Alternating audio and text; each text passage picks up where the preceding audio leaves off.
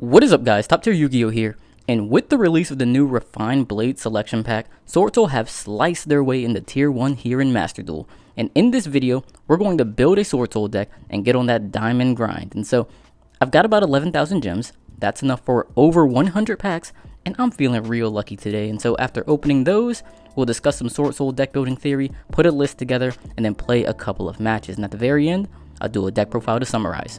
And so, as you've already seen, this is going to be a long video, but what that means is that you'll have plenty of time to like the video, subscribe to the channel, and click that notification bell so that you will be the first to know when new content is released. And trust me, you don't want to miss out on what I have planned, and so definitely ring that bell. But without further ado, let's get it. Refined Blade pack opening starts now. So getting into the first 10 packs, I know I'm going to have some YouTuber luck on this one, so this is going to be like DPE or something. Well, it is Masquerade, and that's already a pretty good card. 2 copies of Albaz, and then let's see what else we got here.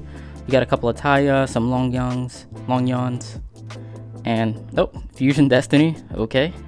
Branded in red, and let's see what else we've got in here. Some Drytron, some other Despia cards. Decent packs. Let's get into the next ones. 10 more packs, let's get it. Skipping the animations once again. Whoo! Whoa! How many ultra rares in this one 10 pack? 5, 6, 7, 8, 9 ultra rares in a single 10 pack. That is insane. And so in this, we've got 2 copies of Swordsoul Supreme Sovereign Chen Yang. This is a really good card in Swordsoul. Definitely glad to have picked this up. You typically only play 1, but you know, I'm not complaining about extra ultra rares. We also have 2 copies of Yugioh Punk Amazing Dragon. Another solid card. We have a second Masquerade. Maybe I should just be playing Despia. We got Yugioh Punk Rising Carp. I'm not sure if this card is even played in many decks, so this might just be some disenchant material. We got a Plasma, and then 2 copies of Moyi, which is huge. So that's already, oh man, that was insane. Again, more Tayas, another Long Young. I think that's the third. The second Fusion Destiny. Oh, we're off to a good start here today. I told you guys I was feeling lucky. So let's go ahead and get 10 more. We were just blazing through this, and so let's see what we get out of these. We get a third Chen Yang. Okay. We also get a Lord of Heavenly Prison, which I didn't even know was in this set, but this is another good card. We also have a Royal Foxy Tune. Nice. Not going to be played at all today, but nice to have in the collection for sure. We also have an Ecclesia. This is pretty big. We're going to need 2 more copies of this for sure. Ecclesia is huge because it can special summon any of your Swordsoul monsters from your deck. And that means it can get to your Moyi or your Taya and get your play started. So definitely a card that we're going to want to pick up more copies of. We also got this Celestial here, which will go with DPE if we choose to play it. But, you know, we'll see about that. And of course, oh, Blackout. And plenty of other Swordsoul commons and rares for sure. But we're not worried about the commons and rares. Let's keep going and see what else we can get here. In these packs, we've got, oh nice, we got a Chixiao, Swordsoul Grandmaster Chixiao, which is one of the main monsters that you're going to be summoning in pretty much every single combo, because what it does for the deck is search a Swordsoul card while also giving you some disruption on your opponent's turn as well. So just extremely versatile, useful in every single Swordsoul deck. So this is awesome. We're going to want 1 more of these for sure. We also got the third Moyi, and this one is a glossy finish. Nice. Second Lord of Heavenly Prison, another Ecclesia, and another Punk card. There's so many good cards in this set. We also picked up Emergence, as well as Branded in High Spirits, which actually isn't that good, so that's not that good. And then, of course, more useful commons and rares for sure. Let's keep it moving. The main things I think we need are now, again, more Ecclesias and then more extra deck monsters. So let's keep it going even more. 10 more packs. Let's see. Looks like we are definitely getting an ultra rare in this one, which I would hope we get in all of them. But this pack's not as good. Like, we got Plasma, which is, you know, who cares? We got the other Fusion, and then we got the other Ecclesias. That's pretty big. And then an Aliber for the day I decide to play Despia in Master Duel. Let's keep it moving. We want to get definitely at least another Chixiao. That's like one of the main things I think we need. So we got another Moyi, Lord, another Fusion. Wait, this is a different Fusion. This is, okay, we're not even reading that one. What else? That's about it. Let's keep going, keep going. Trying to get through this pretty quickly so that we can get to the good part, which is the deck building and then the gameplay. So let's go ahead and skip this animation. Whoa, now this is not a good, oh, we got triple emergence. Never mind, so this is decent. At least we probably have all of the super rares I think we need out of this set. Like we have, we got Ecclesias, we got emergences. I'm trying to think what else we're gonna need from this set specifically. And let's just take a quick look at what's in this set. So cards included in the pack. Yeah, we definitely need another Chi for sure. Oh, let's see how many we have. So only one Chi, definitely not enough. What else are we gonna need? DPE would be nice. That'd be nice to pull. But we've got enough Moyis. We've got enough Ecclesias. What else? Got enough emergences. So we're almost done with this set, actually. Yeah, we got pretty much everything that we're gonna need except for that second copy of Chi for the most part. That's the only like necessity that we need. And so let's just keep going and save ourselves 30 ultra rare materials by pulling it. And this is gonna be the 10 packs that has it. I can feel it already. And so let's see what's in here. Okay, I was a little off on that one, but the next one is gonna have it. So gambler's fallacy here, but we're gonna be proven right this time. And by right, I mean wrong. So, we've got about 2,000 more gems. Do we want to waste it on this pack searching for Chi, or maybe is there something else we might want to get instead? And so the other cards that come to mind when playing Swordsoul that I might need are Protos, and then just thinking off the top of the head, I normally make a proxy deck for these type of things, but I notice a lot of people just skip the proxy deck building, and so we're just not going to do it in this video. But I think the other thing I need is let's see, Protos. That's an ultra rare and a different secret set. What else is in this set? I have all of the Tenyi stuff. I've got enough staples. I think I have everything in the extra deck too, for the most part. Everything on the, yeah, I think it's just like getting this Chi, so we're gonna keep going. We're gonna keep getting Refined Blade, and let's see if we get it. So we got another Chen Yang, we got like another Masquerade, we got a lot of stuff, but not what we were looking for. Royal Plasma is nice though. This is debatable on whether I want to keep it or not. It's gonna feel really weird to disenchant a Royal.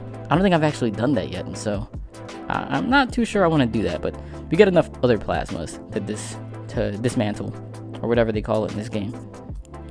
And so we've got 1,000 more gems. Let's see what this gets us. Let's go Chi. Ooh, no, but we did get Aquarius. And this is a card that I did not have before, and so not useful for this deck, but useful for Despia. And it looks like we're just going to have to craft what we're missing. And so let's go ahead and go to the deck editor. And, oh wait, what is this? Do we get free pulls? Oh, no. Alright, and so now that we have most of the cards that we need, let's talk a little bit of theory. And so in the current Master Duel meta, there are 3 major variants of Swordsoul. You have pure Tenyi Swordsouls, you have Tenyi Swordsoul with like a Halq Fibrax engine, and then you also have Swordsoul DPE with Destroy Phoenix Enforcer.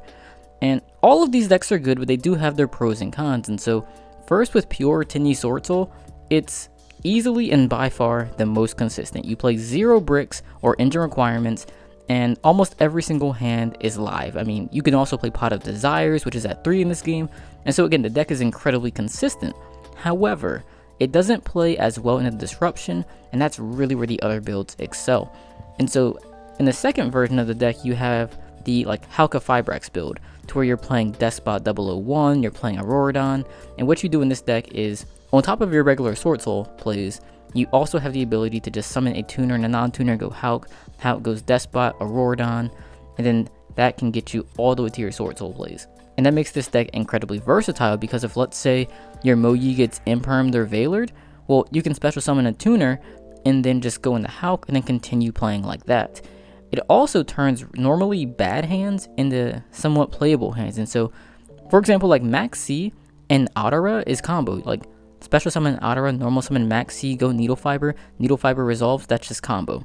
Or Ash plus Vashuda. They're just like weird hands that normally would be bad, that actually become fine, and that's pretty nuts. But the downside is that you do have to play more bricks, like Despot 001, potentially Yang Zings if you choose to go the Dinglong route. And so that's, a bit of a downside. And then finally we have the Swordsoul DPE deck, which also excels at playing through Disruption, because in that same way, any two of your monsters can turn into an Anaconda and then DPE. And the advantage of playing this version of the deck is that it allows you to play the control in far more matchups due to Enforcer coming back every single turn.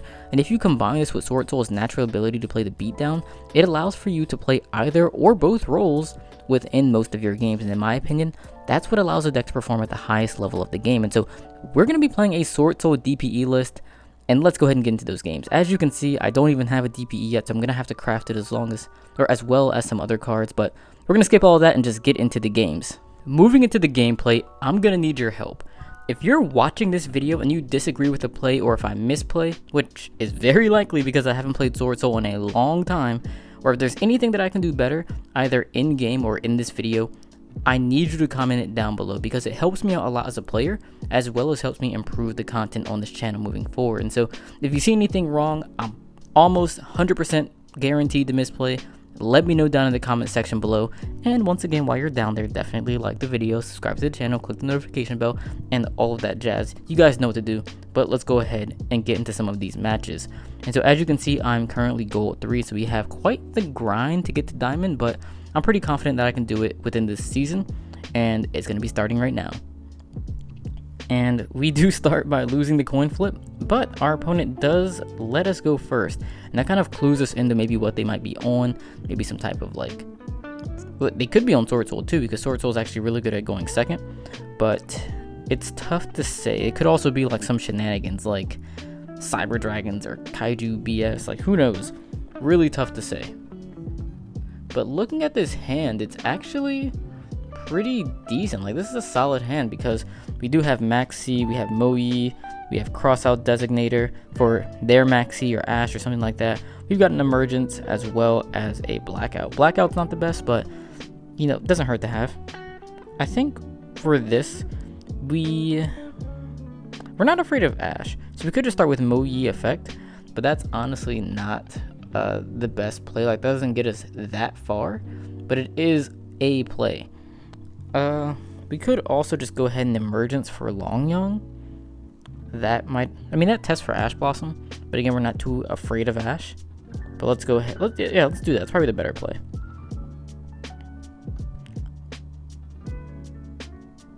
Okay, so it didn't even prompt anything, and so they likely do not have Ash Blossom. So we can go ahead and go for our Longyong. And then, after the Moe summon in the Chi-Xiao, we can use Chi-Xiao to search something to discard for the Longyong. So we will go Moe effect. Moe, we're going to reveal the Longyong. We could do that or Blackout. Since the opponent doesn't know about Blackout, but they do know about the Long, we'll reveal what they already know. And summon our token out in defense. And then go into our Grandmaster Chi-Xiao using the token and the Moe. I'm pretty sure zones just don't even matter in this deck. Like, we're not really link summoning that much, so we don't really need it. We're gonna go with Chi-Xiao and then activate Chi-Xiao and Moe's effect. Let's do Moe Chainlink 1, Chi-Xiao Chainlink 2. We're not really gonna play around Ogre or Gamma, but we do want to thin the deck before we draw. That way we have a higher chance of drawing into a non-engine card, because we don't necessarily need our engine at this point. And so we're going to go ahead and use Chi-Xiao, and with that Chi-Xiao, let's go ahead and get a Taya just to get that into rotation. That way we're going to have the option at some point later in the game, potentially to to use Baxia to revive the Taya. So that's a decent option. Then we drew the Vashuda as well. So now we can just discard Vashuda for Long, and that just gives us even better follow-up next turn. So that's pretty good. Discard the Vashuda. We are not going to Maxi ourselves. Go Longyong effect to get that Swordsoul token. And then we can use this to go into a Baron. I do also like going into a Chenying in this case, because we do have the Blackout. And Chenying Blackout's kind of insane. However, we want the Baron to play around like maybe a Droplets, but then Droplets will negate the Baron. We don't know what we're playing against. And I guess against an unknown deck, Baron's just safe. Like, it's just so much safer. I guess that's the true benefit of it. Because I have a feeling we're going against something ridiculous. So then from here we can just activate our Long Young burn for 12. That's something I also really like about this deck, is that you're able to burn, and so it kind of reduces the amount of damage you need to put on board in order to like OTK your opponent. So also something else we could have done there is to keep the cross out in hand to play around like Nib, or I guess Nib Veiler, because we already have the Baron. But I feel like it's better just to set the cross out, that way we have it for something on the opponent's turn. And I guess it just depends on what they're playing. We may or may not get to use it though. Oh, set one? What are they on? Upstart? Upstart's good. What could they be on though? Definitely questionable. Definitely questionable. Because not a lot of... Yeah, what is this? I also forgot Upstart's at 3 in this game. That's kind of insane. However, it is crazy that Upstart's an ultra rare. So that's a lot of CPs you gotta burn just to draw a couple cards. Oh, I thought that was a third Upstart for a second. Alright, this is fine too. They're on Rhoda, but this is gonna reveal what deck they're actually on. Is this like a hero deck? Or Sky Strikers? Okay, that makes a lot more sense. Alright, so the Blackout's actually gonna put in work. That can be really good. Yeah, just in general, just being able to destroy our opponent's cards. And then the Baron, very good. Widow Anchor, you kind of have to let that go. We don't want to negate it because Baron only gets 1 negate while face up on board. So we kind of just have to... You know what, actually, how many spells are in his graveyard? How many spells? He's got 3. Yeah, we have to negate that. Alright. We are going to Baron negate because we can't let him take it, because then he just attacks over Chixiao and he just clears our board for free. So yeah, that's fine. We know he has Rose in hand as well. And now the Blackout's actually pretty solid against Rose. However, the ideal situation is that we... Interesting. He won't hit the black... Oh, he did hit the Blackout. Let's see. Do we want to use... So with the jamming waves... If the card is flipped face up, I believe it still destroys the monster. Like, destroys the... Yeah, I'm pretty sure it does. And so I think in this case I have to use the Blackout. I might be wrong on this, but I think I have to use the Blackout to destroy both of his cards here. Otherwise, the Chixiao maybe just gets destroyed. And I'm pretty sure since it's targeted as a set card, even if it's flipped face up, it still gets destroyed. I'm pretty sure that's how that works. Because it's already been marked for destruction, despite being flipped face up, I believe. If I'm wrong, definitely let me know in the comment section, because it would be nice to know moving forward. Also, this makes a lot of sense why he wanted me to go second here. Yeah, so the Blackout was still destroyed, and he might be thinking that Scrap Iron Scarecrow. Okay, yeah, see, he got to destroy the Baron. So if I don't chain the Blackout, he also just like... Oh, he's gonna use the effect. Okay, free. Maxi, baby! But as you can see, even though we flipped the Blackout, it still got to destroy the Baron. If we didn't flip the Blackout, he just destroys Chixiao and Baron's dead anyways. So this at least allowed us to get rid of that set Scarecrow. But obviously we didn't know it was a Scarecrow. It could have been anything. Oh, Called by the Grave. This is insane. So Called by is going to allow us to play through the Wraith next turn. That's in his graveyard. So that's actually really, really strong. So right now we know in hand he has Rose and then 1 unknown card. I don't believe we know anything else, because he searched the Rose off of the Rhoda, and then none of his other cards added anything to hand. Yeah, Rose unknown. This probably sends Engage to the graveyard. If he adds it back with Kagari, that's just another draw for us. Like, at this point, he honestly should just stop, because, like, I don't know what he's doing with those cards that are gonna be worth it. Like, Kagari, Shizuku, not good. He could have just went straight into Shiz, if anything, and then searched Engage for next turn. But going Kagari, Shiz is kind of wild, I mean. And also, now we know the last card in hand is Rose. So we know that he didn't have, like, another hand trap or something like that. So let's see, Kagari, add back Engage. I wish we could cross anything out in this matchup. It would be kind of nice. I'm trying to... Let's see what he goes engage for. Like, does he go for defense? Is his set card already defense? Or does he go for something to clear this back row? Or does he have to read that the back row is just sort of irrelevant right now? Alright, so Shizuku. So he's going for the big greedy play to where you add engage and then Shizuku search a second engage. I would think. I would think that's what he's going for. That way next turn he has a lot of utility with double engage. Yeah. And so we still don't know what that set is. I think at this point we have to assume it's a Widow Anchor, which is, I think, fine. I think we're okay with Widow Anchor. We know the hand is double engage Rose. Graveyard, they have Ray, many spells, infinite spells. Oh, that's not a good draw. That's such a not good draw. Just trying to think what we could do here to out this. Cause yeah, the tricky thing here is the fact that he has those engages. So with those engages, he has a lot of options for next turn. I think one thing we could do is just, if we go Ashina, we might have game somehow. We can go Ashina and then Monk, and then let's see, the Monk can't be negated if it's a yeah, if it's a Widow Anchor, Monk can't be negated, so we don't have to worry about that. And then we can just Vishuda. Like, we can Vishuda bounce the face down, and then after that, like, just have nothing to worry about pretty much. If it's a Shark Cannon and he banishes the Vishuda, that's fine. We still have Taya plus Emergence, and so we have plenty of plays from there. Yeah, and then we have the Called By for the Ray. I think we just win here. Like, I think this is just an OTK.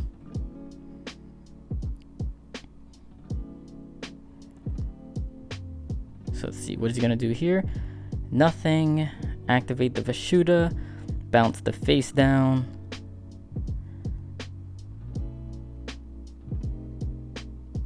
Let's see. Oh, he lets it resolve. Alright, so we don't have to worry about that. We know the cards in hand are Unknown Face Down, Rose, and 2 Engage. From here, it's just trying to figure out a way to get game. Taya definitely gets us pretty far. I kind of like a Baxia play here, because we also have Moyi Engrave.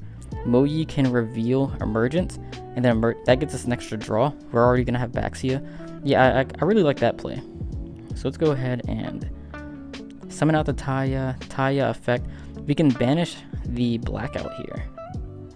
That gets us an extra token. Yeah, definitely. Banish the Blackout.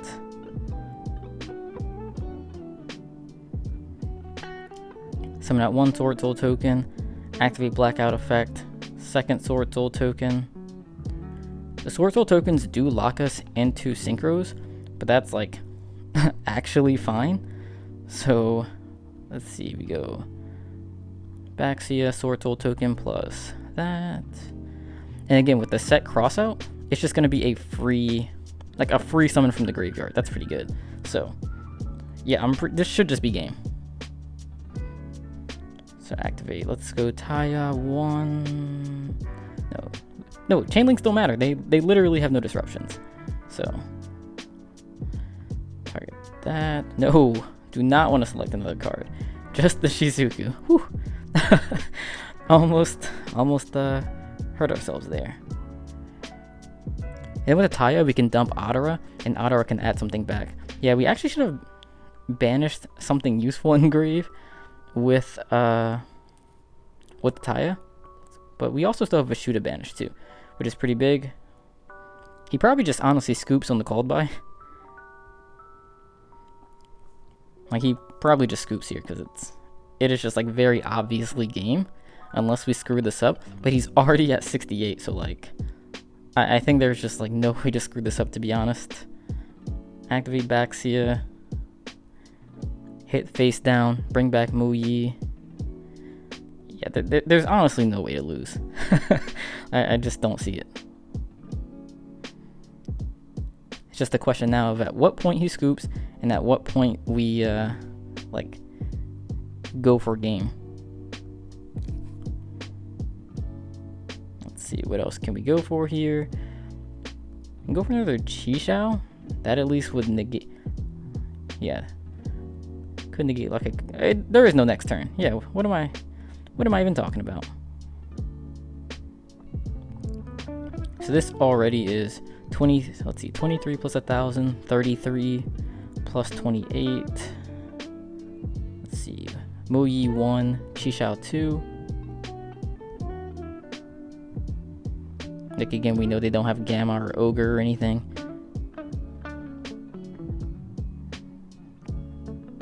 Chixiao gets a Long Young, add it to hand. Moyi, okay, that's perfectly fine. We didn't even have to discard the emergence. We just get to keep that for extra follow-up.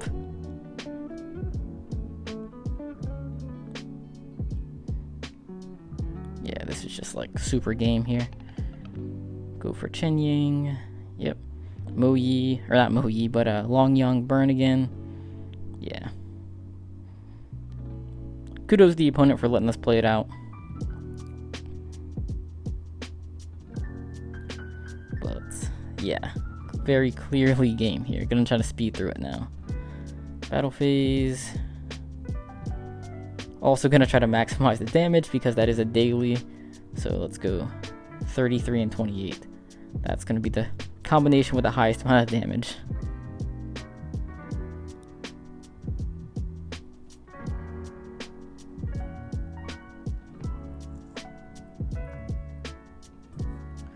Alright, so that's victory 1 in the books.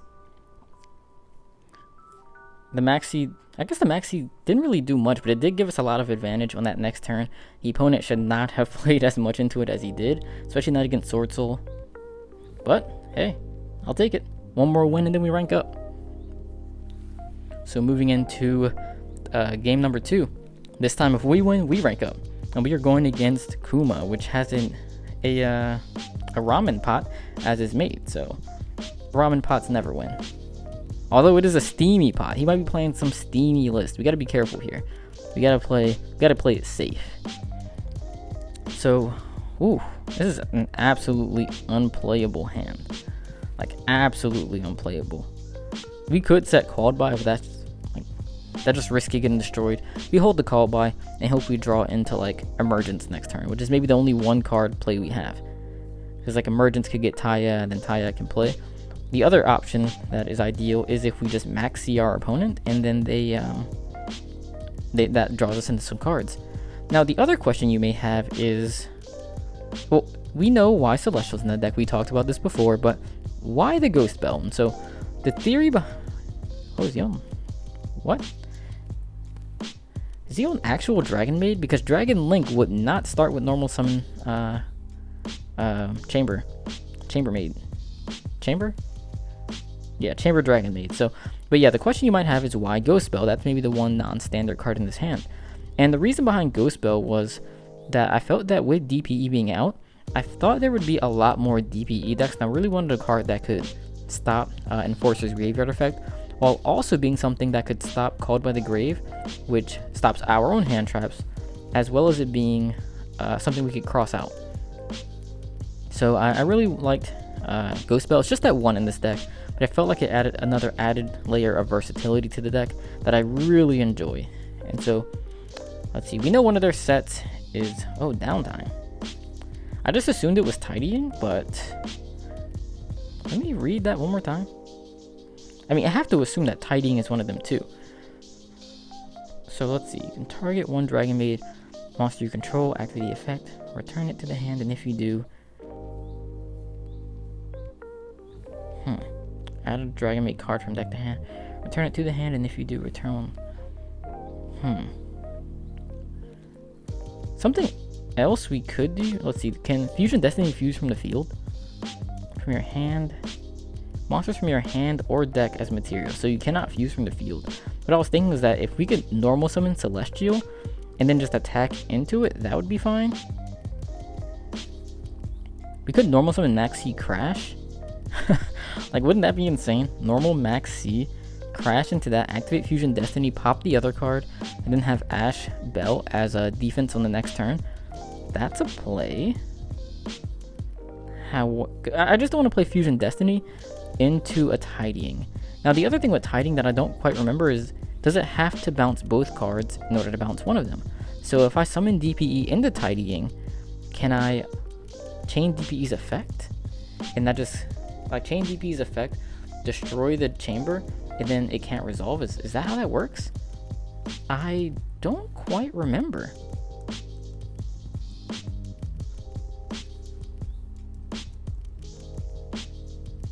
I'm just gonna look this up really quick, actually. Like, we are not about to misplay here. So, target one card you control and one your opponent controls are in the graveyard. Return them to the hand. Okay, problem-solving card text. This is why I need to learn my rulings. I believe if it's them, it does not have to return both of them. And so if I do chain DPE's effect, it will try to resolve as much as it can, which means it'll just return, or I guess DPE will just go to grave. Yeah, that's fine. Yeah, this works actually. Because it targets on activation. You could also just Ash me here. What is this? So that's the downtime. So target a Dragonmaid you control. Return it to the hand, add a Dragonmaid card from your deck to hand except for downtime. Okay, so this at least means Tidying is not going to be a thing. We're going to let that go because it's a continuous trap too. So you can do this multiple times.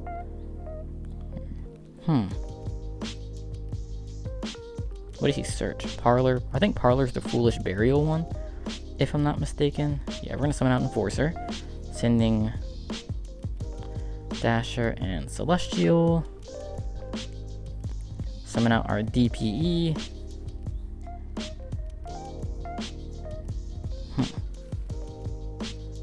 At least we know it's not Tidying set at this point. Let's go ahead and put some damage up, yeah. Does this do anything in graveyard? No, it does not. Return one spell and trap your opponent controls to the hand.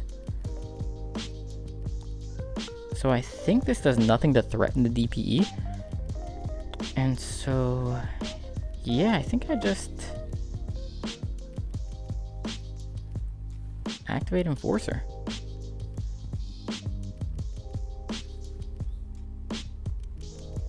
Destroy itself, hit the back row. So it was Tidying. So why did he not just, I guess he understood that he just wasn't beating the DPE. Like if I just attack over it, so at least get some value from it. But it's interesting that he, whoa. Okay, sir. Okay, sir. See? This is why we play Bell. Now, honestly, we could call by it. That's probably better. That saves a disruption, but this at least this is just because we mentioned it before. Now, also knowing that they're on Dragonmaids, I kind of want to set the called by, because what we can do with called by now is if he tries to like target one of his monsters and then return the set called by to our hand, like we're okay with that. So it's either defense or he's getting rid of one of his own monsters to deal with it. Ooh, not activate. Go to main 2 and set. So yeah, I think we maybe set the called by here.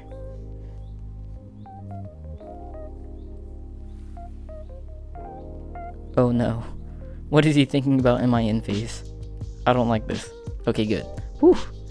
Alright, draw phase. Draws return. Standby phase. Oh my god, did he just rip that off the top? Alright, well. Yeah, there's nothing we can do about that one. Yeah, that's rough.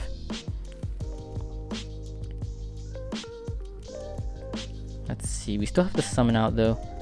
Let's get Dasher out.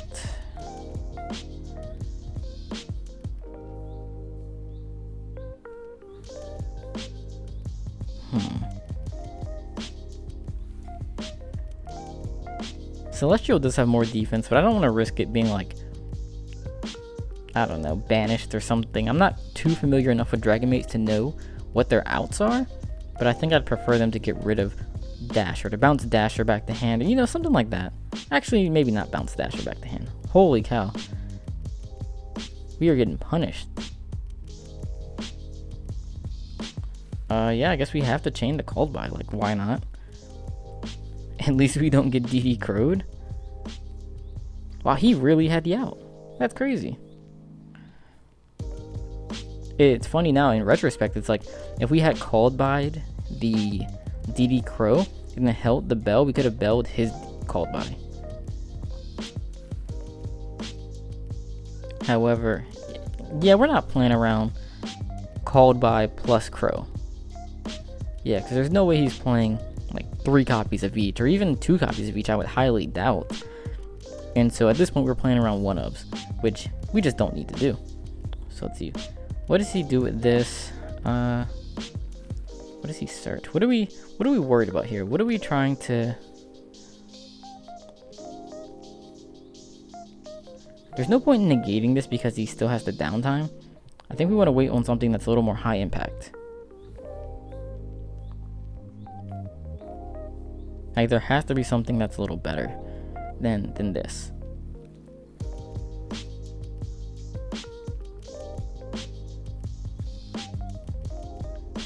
Let's see, so that was the... I think that's the one that special summons from deck. Yeah, special summon from hand or graveyard. And then send one Dragonmaid from the same attribute from deck to graveyard. Okay. So this can be negated by Ash. However, I think what we would prefer...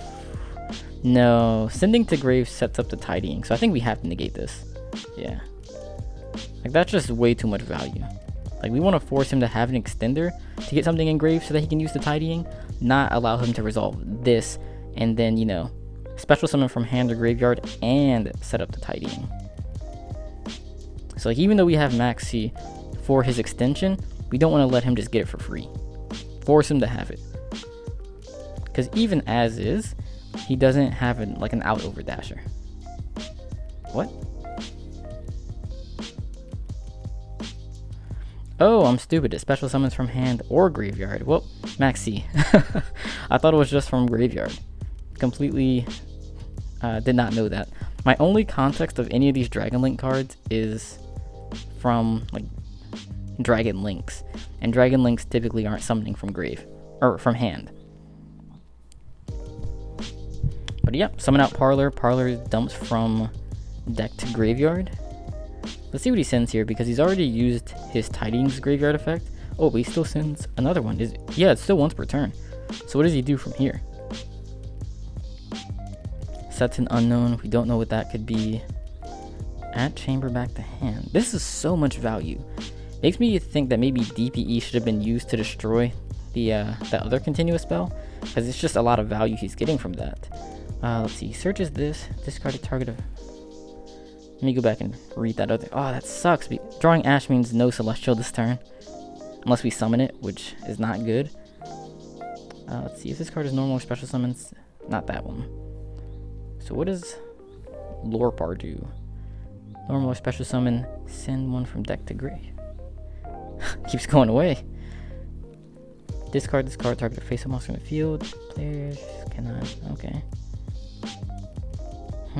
How do you summon this card? Because it's a level 8. I guess you summon it with... I mean, do you tribute summon it? Or do you use tidying or whatever? What can we do with Ash? What level is Dasher? Dasher is 6. Do we have any 9s?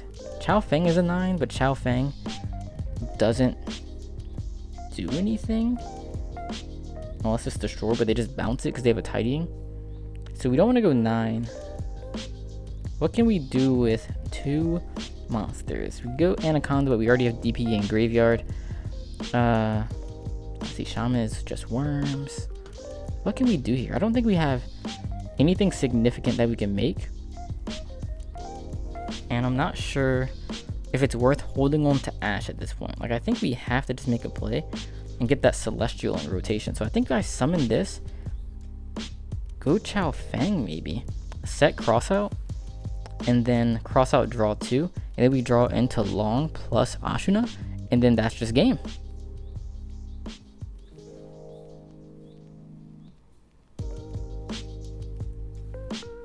see, so tidying, summon out. Oh, so this can maybe summon the Lorpar? That maybe does something? No, just chamber and defense.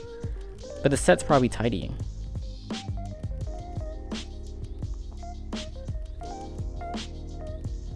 I don't know, if he has it, he has it. At this point, like, we have to resolve Celestial. Like, we cannot like just keep going.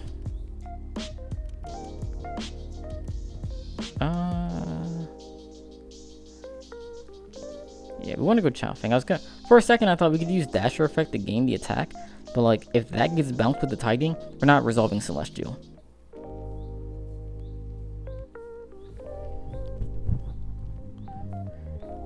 So alright, summon out Celestial. Let's see if the opponent does anything. Nope, nothing there. We'll go battle, just to try to force out the tidying.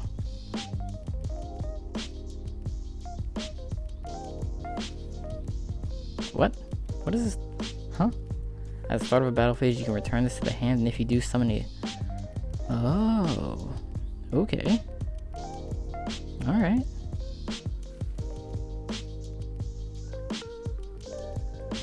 $27 attack.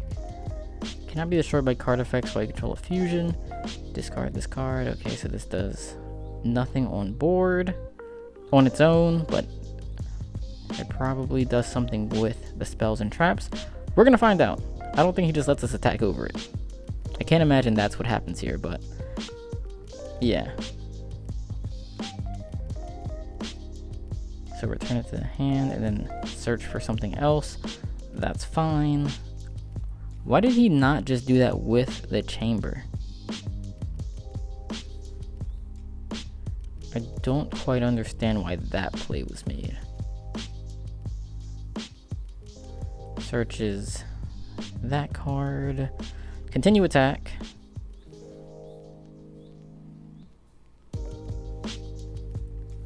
Main 2.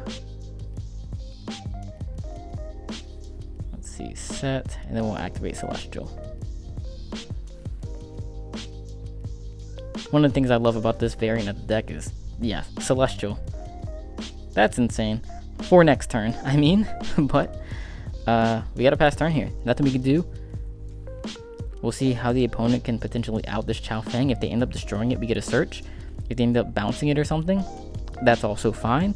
And from the way they've played thus far, I don't think this deck is able to really push that much. So I don't think we get like OTK'd, unless I'm mistaken. They do have a lot of advantage now. However, we'll see. We'll see what they can do because we have no disruptions. Yeah, we've got nothing. We have got nothing. I should probably just turn my toggle off, actually. It's going to be a lot easier. Let's see, duel. Self-chain, auto. Oh. Never mind. We're just going to have to cancel this quickly. I don't feel like messing around with those settings right now. What does this do? Standby phase, special summon. Activates a card or effect. Negate the activation. Oof. Then return this card to the extra deck and then summon a House Dragonmaid from the extra deck. Let's see. What are the House Dragonmaids? Is it another set of... Is House Dragonmaid a specific card or is it a set of cards? Like, are there multiple House Dragonmaids?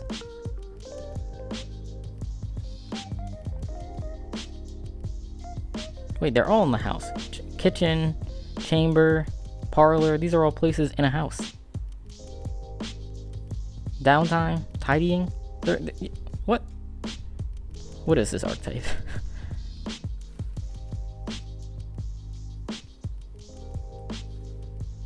Oh wait, is this a house? No. I have no idea what's going on here, guys.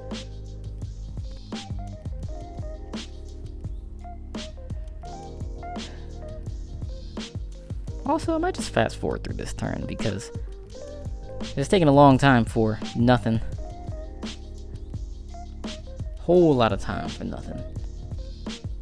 For us to have nothing, I mean.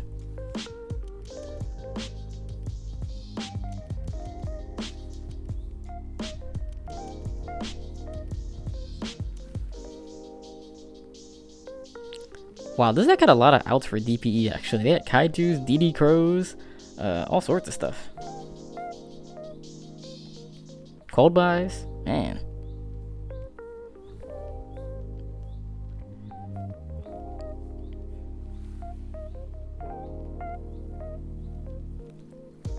What does this do? Oh, same start at the battle phase.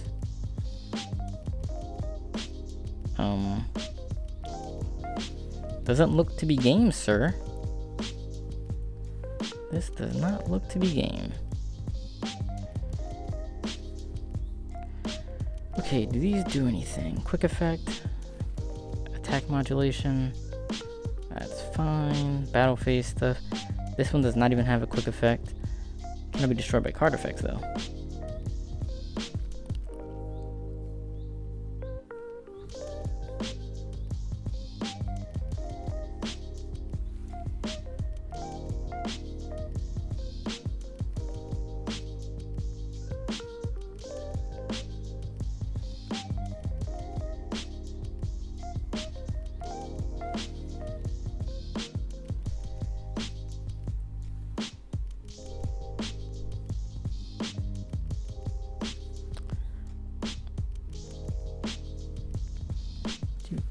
Okay, what does this do? It's so hard to even keep up with what's going on here. My goodness. Alright, I think that's the fusion spell. Yep. Now, the question is, do any of these fusion spells do anything aside from Shouyu? Shou?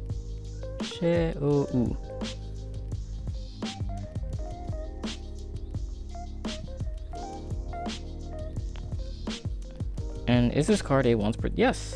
No, it is not once per turn, actually. Oh, okay, there we go. You can only use each effect of Dragonmaid Shou once per turn. Alright. Alright, yeah.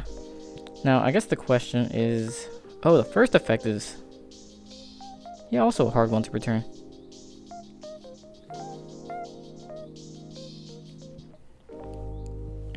So, I wonder...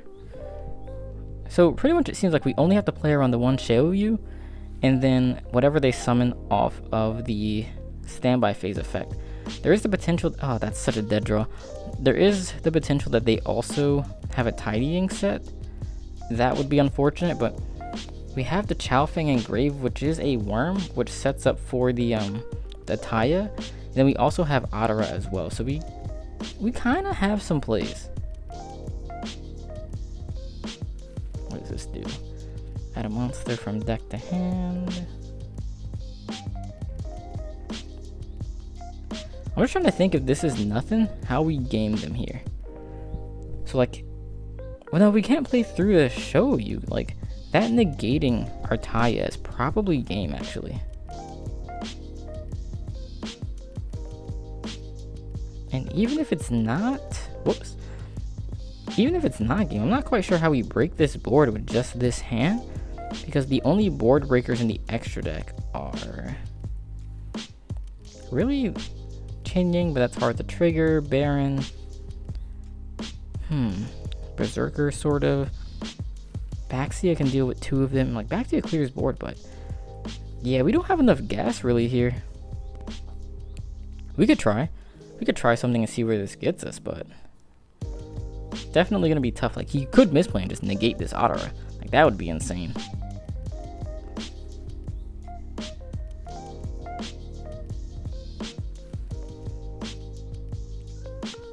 Alright, summon out the Taya. Yeah, it does negate the activation and destroy the card.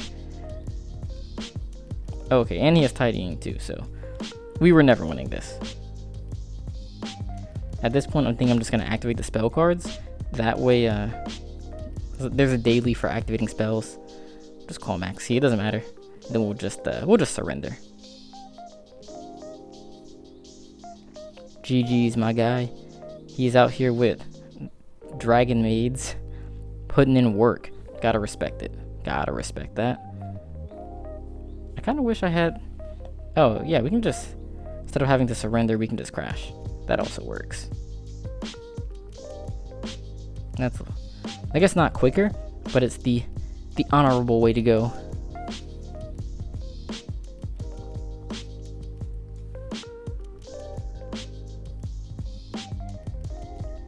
Yeah, GG's. I really wish Master Duel had like a way to like GG or like shake a virtual handshake or fist bump or, you know, some kind of way to congratulate the opponent. Wow, we did synchro summon, fusion summon, special summon. We did it all. Let's go ahead and get into the third game. Man, they got us. They got us that game. We drew pretty bad. Like, we drew unplayable, but the game wasn't like unwinnable or anything. I mean, maybe it was. Actually, no, it wasn't. Because if we played it correctly with the DPE, the called by, and the ghost spell, we would have been able to grind out DPE a little bit longer. And then also, if I had destroyed the other continuous spell versus the tidying, that would have gotten rid of a lot of the advantage that they had. And sure, they had chamber already, I believe, so they could have just chamber searched it again and they would have still had the tidying, which would have left us in the exact same scenario. It maybe would have slowed them down a bit. Oh, damn, we're playing Drytrons now. Alright, so which one is this? Is this the one that searches a draw card? I'm trying to think, when do we want to ash this deck? I don't think it's here. I don't think it's here.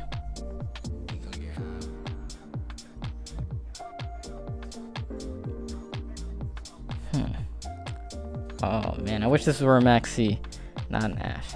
Yeah, I think this might be the one, because this searches the monster. Add a ritual monster from deck to hand, I believe. This could get them to Ben 10, which is not good. Wait, what? They used alpha, right? Yeah, they used alpha. Alpha as the ritual monster, yeah. But then they tributed. Which one tributed the gamma? Oh, okay. Delta tributed gamma. Okay, yeah. So we ash this. They still can use, depending on their hand. Whoa, no, they tributed that. Depending on their hand, they can maybe still play, because they still have gamma that they can use in their graveyard. But just don't want to let them get to a Ben 10, because then Ben 10 gamma would have been nuts. Okay, yeah. So now gamma just gets rid of the alpha, and then gamma can yeah, gamma can get them to move beta Fafnir, which gets them a dump. But then that dump doesn't get them too much, because they've already used gamma, they've attempted to use alpha, and they use delta. Oh, okay, Linkuribo. Okay, we can dig it. And then we have the cross out for their hand traps. Alright, this is actually... Is this game? Is this game? I feel like this is definitely game, actually. This should probably be game. So if we this has to be game, yeah, because we can like Vashuda bounce one. If we we can probably Vashuda bounce something. Maybe it depends on the draw. But I think this should be game though. I'm pretty sure it is. Moyi, activate Moyi effect, reveal Vashuda. Okay, that's nothing. I guess the other question is, do we go Chishao? Because we could just go Baxia and spin both of those, and then go Baxia. Oh, and to play around Nib, we could also just go Baron here. So we can go Baron, Baxia, spin both of those, activate Fusion Destiny, and that would be, yeah, that would just be game. So this gets us Baron on summon number 5. We do have the cross out anyways, but you know, we might need to cross out something else. So you want to play around one thing so that you can cross out the other thing. So we're gonna go for the Baron here. This lets us use Long Eon's effect.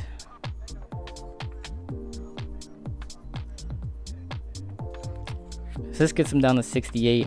We're definitely gonna have more than 68 worth of damage, especially with the DPE. So this is just like actually game. Long Eon's activated, we don't want to negate that. After that, we're gonna go for a Baxia. Spend both of those. Wait, those are the same attribute. I think I can only spend one. Well, can still destroy the other with Baron. So either way, this works out.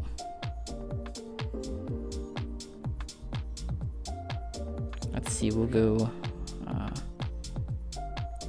1.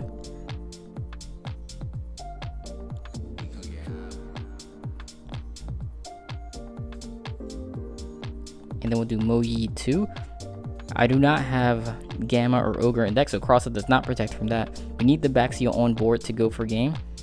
This is actually fine. Like, we still have game regardless. So we don't even need to, like, negate that or anything. That's fine. All this means is that now they cannot Ash our Fusion Destiny. So it's fine. That shuffles that back into the deck. Activate the Baron. Pop the Link Haribo.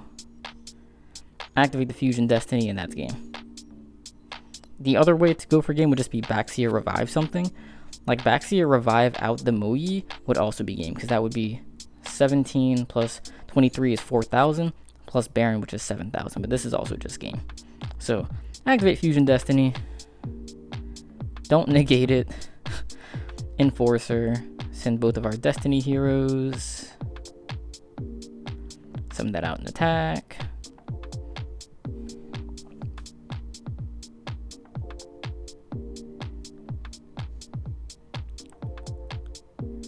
And then we've got Baxia. Enforcer. And then Baron. So that's another thing I really like about this version of the deck, is you have a card like Fusion Destiny that you can just have that instantly can just give you game, or instantly just put your hand over the edge. Whereas the other versions of the deck don't quite have power cards like that. It's like they have cards that let them play, cards that let them combo, but Fusion Destiny is not a combo card. It's like a bomb. Like that's it. It's just a straight bomb card. And that's something that those other versions of the deck, like the Halq version and the Pure version, are sort of missing. And while they do have cards like Protos, which can be bombs in a sense, you can just search it. Like, you don't have to play it in your deck. So moving into the next game.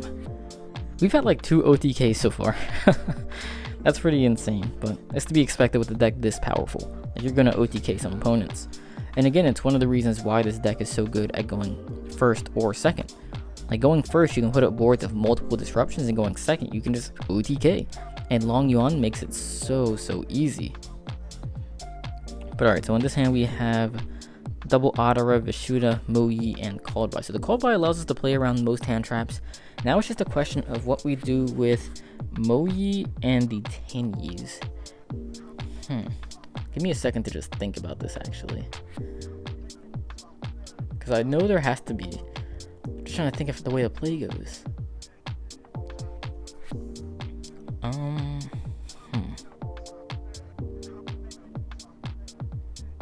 I think it, like, is the play just Moyi go into Qishao, search Worm, search Long Yuan, and then Long Yuan get us to Baron? Like, is that the play? I feel like there should be more, but I can't think of it right now. Definitely let me know in the comment section what the play is, guys. Let's go ahead and reveal the Adara, and then and then we'll discard that for Long Yuan. Which Adara did I reveal, though? I want to say I revealed the glossy one, because I don't want to reveal a glossy and then discard a non-glossy, because that would tell them what the other card in my hand is. Yeah, it doesn't say in the log what it was. Oh, that's kind of annoying.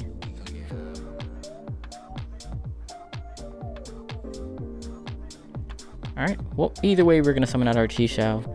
And then we are going to go for Moyi Chainlink 1, Qishao Chainlink 2. As we do not want to draw into, like, a Long Yuan or something. I guess it wouldn't be terrible, because then we could just search, like, Blackout or something. But that's fine. Let's see. Add Long Yuan to hand.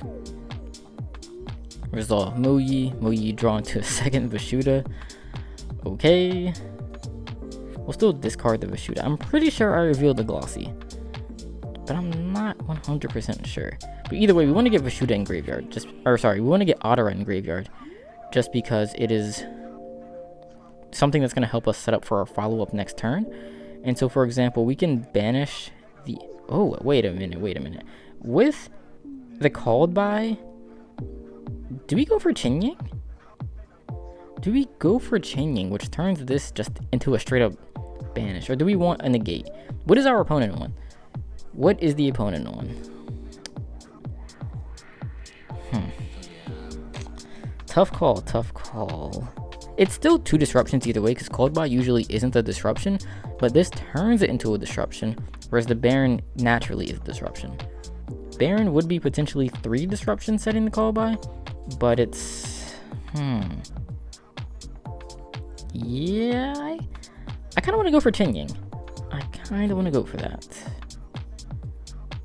No, that's just kind of greedy. Yeah, we go for Baron. I'm tripping. Let me know what you guys think the play is here. Maybe it is Qinying, but it's a cool play, but it feels kind of greedy. Kind of greedy for sure. Activate the Long Yuan effect. Burn 412. Let's not negate that. Set the called by. This could potentially be 3 disruptions. The one thing we just want to make sure of is that when we use the Qishao, we banish the Mo Yi. That way Mo Yi can be added back with the Otara that we discarded, and then we can play from that next turn.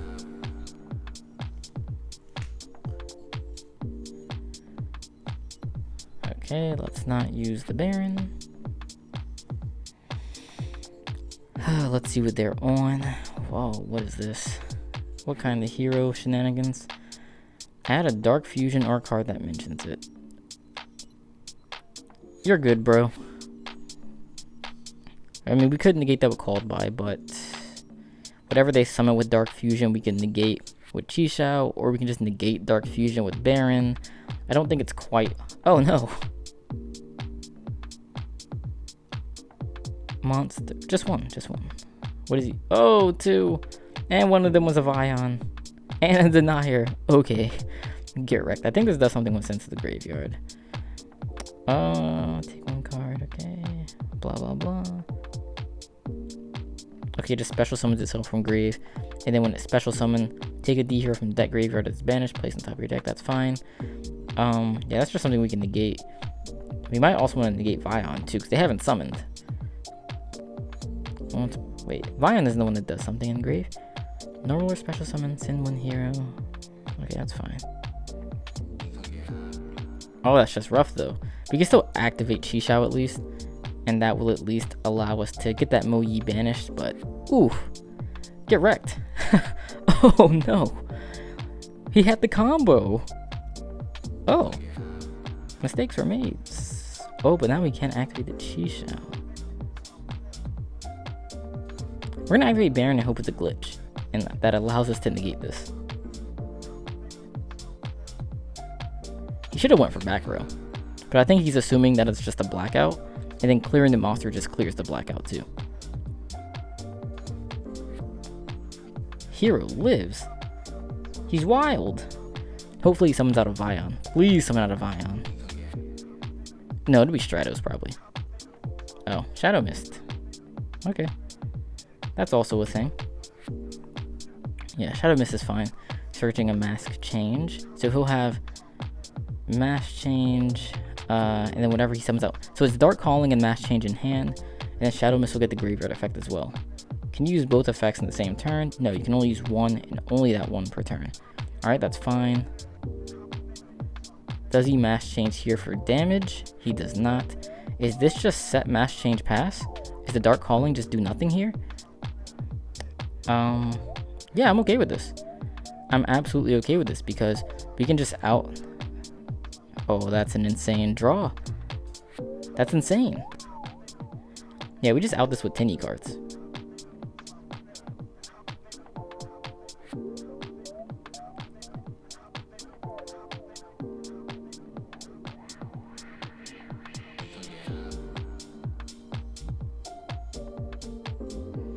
Now, if he mask changes, oh, he doesn't. Okay, that's fine.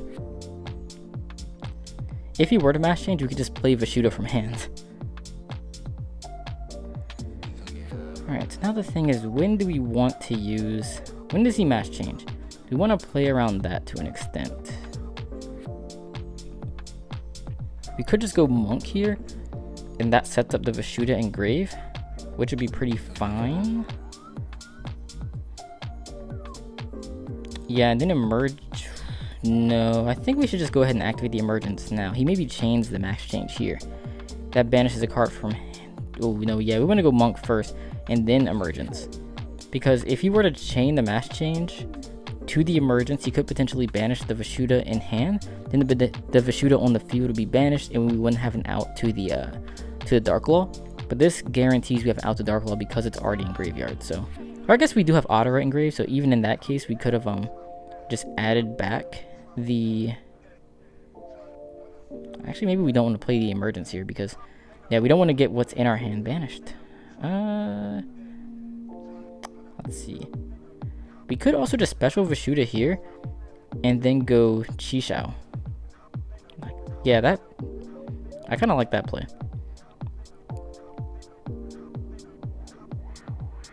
Oh, I already used the Vashuda effect. Ah, no. Okay, that's bad. That's really bad. That's like really bad. Oh, that's so unfortunate. This just forces it out either way.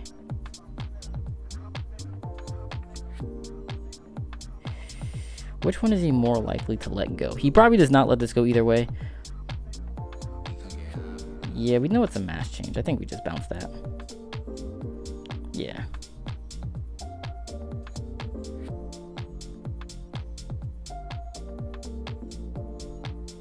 We don't have to chain this.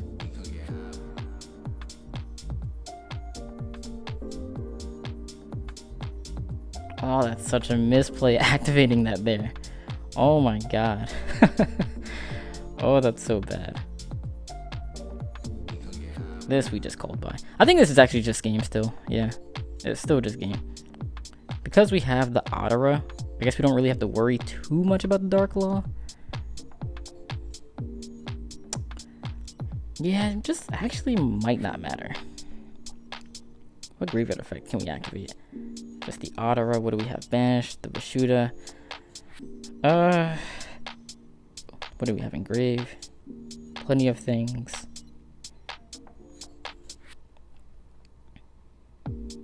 Yeah, this is just a game either way. We just Taya, go for Baxia, Baxia spin that. Even if Taya gets banished, we just add it back with Ottera. Or he just banishes the Ottera in hand, either way. Yeah, this is just game regardless, actually. I did a lot of thinking to just have game either way. But here we are with game. Let's see. Here, let's banish the... Just thinking what we might want to have back in hand for another turn. And I think it might be Moyi. Just so we have like a starter.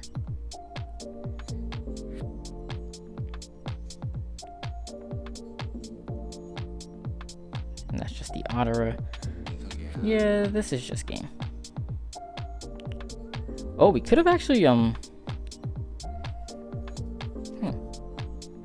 can send an Ashina to the graveyard. That just gives us more things to work with. But yeah, either way, it's just game. Like, there's just no way we lose at this point.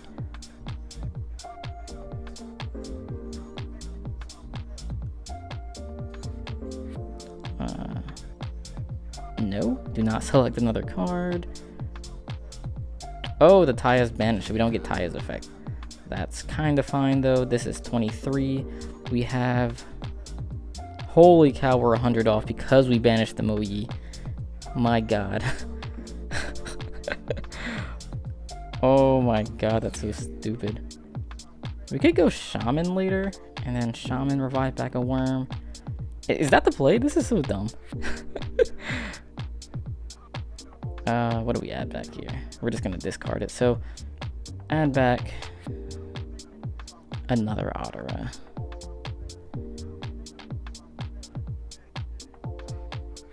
Alright. Never punished. Never punished. We know the last card in the hand is Dark Calling. Not something that can deal with this. We are going to be locked into only using Tinny monster effects for the rest of the turn, but we're going to win, so it doesn't matter. This is such a silly play. My goodness. Oh, and getting back Chisao gives us... Yeah, that gives us some more plays. Or at least another form of disruption. And it is almost more definitely game. Battle phase. Pink, pink. Boom. That's game. Wait, I thought we were locking the tinnies. Why does it say we can activate that? Oh, it wasn't special summon from the extra deck. Okay. Even better. Oh, so we could have brought back the Baxia and used that effect. Well, there's still nothing engraved. Never mind. Same problem. But regardless, we've got game here. 20 more gems as a prize. Rank up reward. An extra 100 gems. We are now gold 2. Still pretty far away from diamond, but making some progress at least. 20 more gems as a prize. Alright, let's keep that momentum going. Back into the gauntlet. Alright, so the opponent is going to gain a rank if they win. That ain't happening, so sorry, doctor. You're gonna have to go back to the operating room. That was lame. Oh, another opponent lets us go first. Are they also on striker? Or once again, you gotta consider striker, but you also gotta consider the shenanigans, like the BS kite. Or was it the Dragonmaid, the player that let us go first? They might have both let us go first.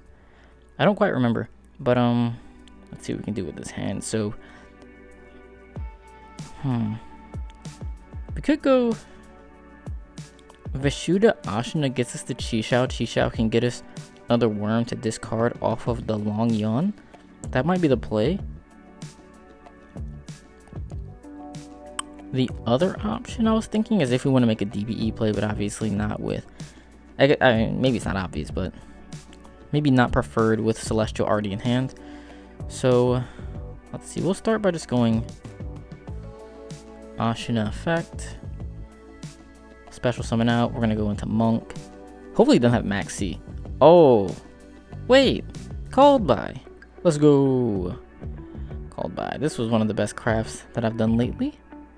Definitely worth it. I think you gotta have Called by in pretty much every single deck right now. Both for hand traps, but also for DPE now. So, nice.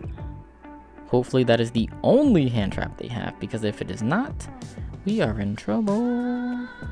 So, summon out Ashina. Ashina go into a Monk. Oh my god. Well, let's see. If they have Ash. Ash negates the effect. Is Ashina's effect that locks you into worms part of the same effect that summons? Or is it like a condition? So let's just read it really quick. The second part. Banish this card from the hand or field. Or hand or graveyard. Special summon a tinny from the deck.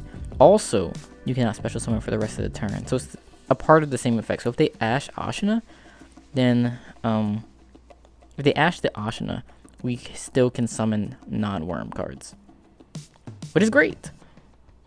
We're going to summon out the Vishuda, activate our Ashina engrave here.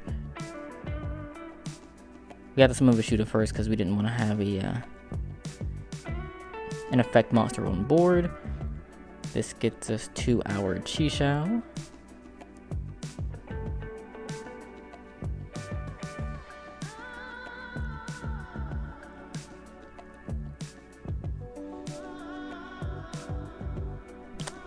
Activate Chi-Shao effect. We haven't normal summoned yet, actually, so we could go for Moyi.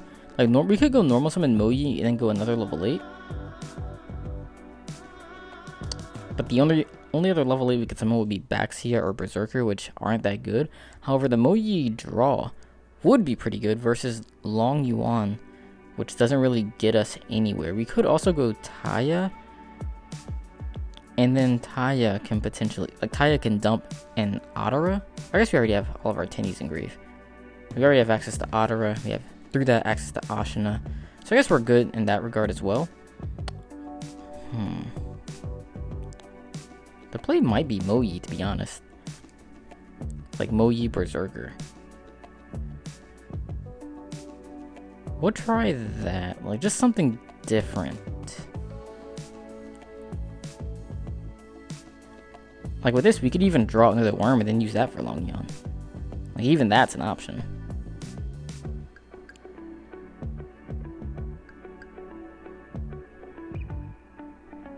It seems they don't have any other disruptions anyways either.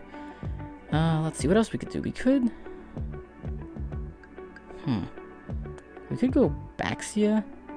And then Baxia is not bad either. Kind of is. actually. So, maybe not that. I just can't think of what we would do with a backseat. So, we'll just go Berserker. Sure would be rough if we got nibbed here. That would stink. But I'm assuming they don't have nib if we've gotten this far. We've already summoned more than 5 times, so if they had it, they use it there. Moyi drawn to Ecclesia. That's pretty good. What are our options to special summon? Just Monk and Shaman. Not really anything. We could activate our... We could activate Adara here, which could get back an Ashina, but I'd rather activate it next turn. We might not have a normal on board next turn. So yeah, it might be better just to do this now. But I really want to add back a Moyi. That's the thing. Like next turn, adding back Moyi could be big. It's just a question of if we'd be able to. Or is it necessary? Because we already have Ecclesia anyways. So that could get us to a Moyi. We don't need a second Moyi in hand. However, Moyi could be a worm for that Moyi, but we already also have the Long Yuan. So yeah, it's probably fine to pass on this board. It's effectively 2 disruptions between the Draco Berserker and the Chisao. They also have to clear Monk, or else again, yeah, Adara and Vishuddha are alive. So they've got a lot of work to do if they want to clear this board, but also Lightning Storm or Raigeki does it too. So hopefully they don't have either one of those.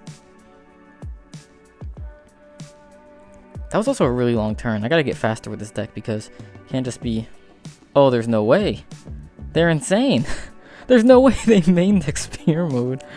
Okay. Our opponent's just too good. Okay, sir. Oh, they've got the Moki Moki mate too. Oh, it gets mad. It's kind of cute. Okay, yeah. Our opponent's just good. They've got the Moki Moki mate. That means they're on like level 1000 in the dual pass. Oh my god. They really just fear moded us. He had max C sphere mode? Bruh. Alright, that's fine. What this board ends on is if he has another Tri-Brigade monster, he... Can this be destroyed by battle? Cannot target it for attacks or card effects. So he has to go Omen to banish this pretty much. Yeah. So he's got the play. Wait, how many is in grade 4? So this goes Omen, banishes the sphere mode. Then he goes into Blossom. Omen, search something to summon for the Blossom. Whatever he search, summon that effect. He hasn't normal summoned it either. So he probably ends on like Appaloosa Double Dragon Lords. And then does probably around 5,000 to 6,000 damage. He maybe could go for game as well, actually. But it'll depend on how he... No, yeah, I don't think he has game. Because he'd have to... Yeah, there's no way. There's no game. What? Oh, what did you do? Oh, I guess he can still go Omen after this. And this deals with... This deals with Vishuddha, I guess. But this is still kind of questionable. Oh no. Oh no. What are you doing? What? I mean... It's clearly a revolt, and the revolt is clearly live, but... Not like this, bruh. Not like this.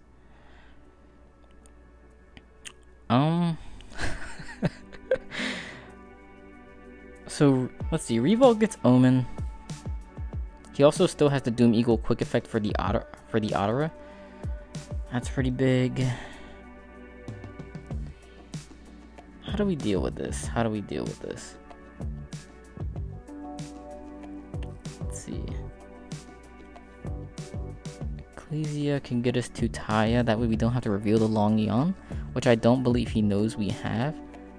If Taya walks, Synchroing also gets us another Tangy Engrave, which could be useful when Long Yuan resolves. But no, we don't have another... Yeah, having the Adara Engrave is actually pretty big. I think in this case, I want something that gets the token on summon. So if I summon Taya, and he banishes it on summon, I get nothing. But if I summon out Moyi, on summon, at least I can use Moyi's effect. And then banishing the Moyi doesn't quite do anything. Yeah, it at least gets token on board. Cancel. Special summon. Yeah. We could also try to attack. Which I don't think attacking does anything in this case. It's probably better just to save my battle phase, but I don't OTK either way. He does it on summon. Okay, let's see. If I chain to the Omen, I'm turn player, so I will be chain link 1, the Omen will be chain link 2. Well, first of all, if I chain this at chain link 2, it summons out, then Omen resolves in a separate chain. Whatever I summon will be chain link 1, and then Omen will be chain link 2. If I allow the Revolt to resolve, it'll be Omen. In a separate chain, it'll be Revolt revives, it'll be Omen, Ecclesia. Omen will banish whatever I summon. Whatever I summon won't get a chance to activate. So I have to chain the Ecclesia here. For sure.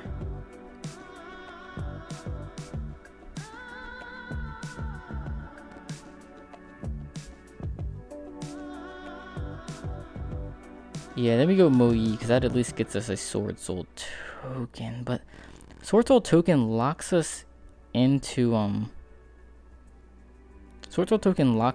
synchro summoning, which is not good because we have Fusion Destiny in hand. If he chains Doom Eagle, then we'd be quite hurt.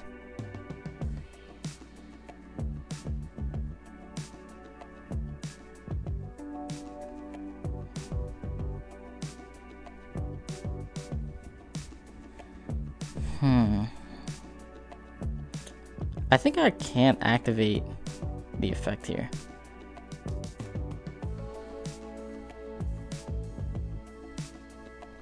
Yeah, activating the effect here I think just makes me lose the game.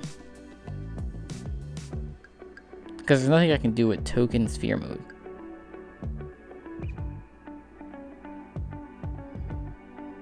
Yeah, no effect here. The other question is, does he out the sphere mode or is he trying to get it back? So the sphere mode will go back during the end phase of the next turn. Okay, so he'll get it back and then that does nothing. Searches kit. Yeah, that's fine.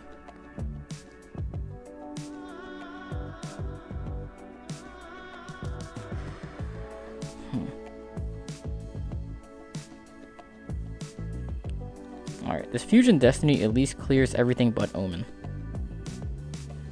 And it also stops his follow-up too, because it's very hard for Tri-Brigade to play through DPE. Like, you just don't let them banish it. Which is, you know, seems obvious, but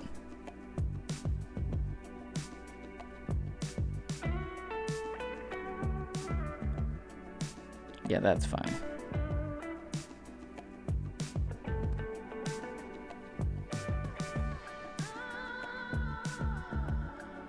So we go battle, attack over the Karis.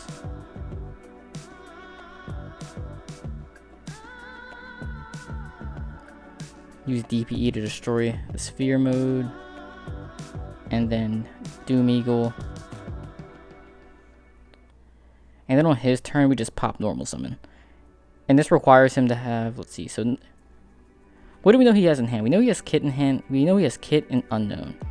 I believe it's Unknown. I don't think it's something that we know. That's redundant, but let's see. Anything else to hand? Searching through, yeah. Kit at the hand. Was there anything else at the hand? I'm pretty sure it was just that.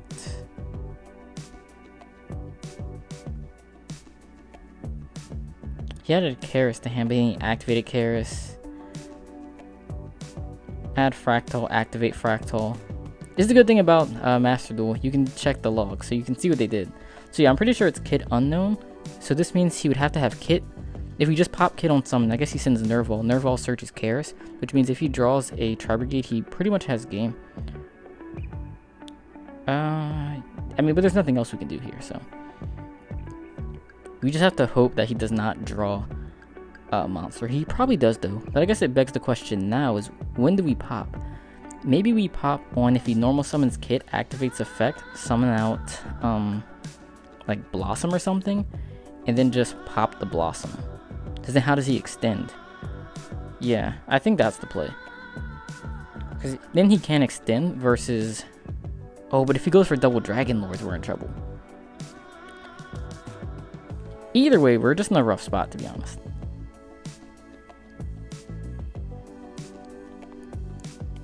Yeah, if he goes for like a Blossom, then we can play through it. If he goes for double Dragon Lords, he outs DPE. No, he doesn't, because then we just chain DPE to Dragon Lords, yeah. Well, no, it'll be... He summon Dragon Lords, that'll trigger the Omen. So it'll be Omen Chain Link 1. To avoid getting banished, we have to DPE. And then he'll have Dragon Lords Chain Link 3. Whew. So now the question is, do we get OTK'd? How do we not get OTK'd? If we pop Omen, then he searches a monster, goes for Blossom, and then just, like... Here, did he banish the Doom Eagle? He did. So we might not get OTK'd anyways, but he definitely has Rugal on deck. I think we hope he makes the mistake here and doesn't go for Dragon Lords. Yeah.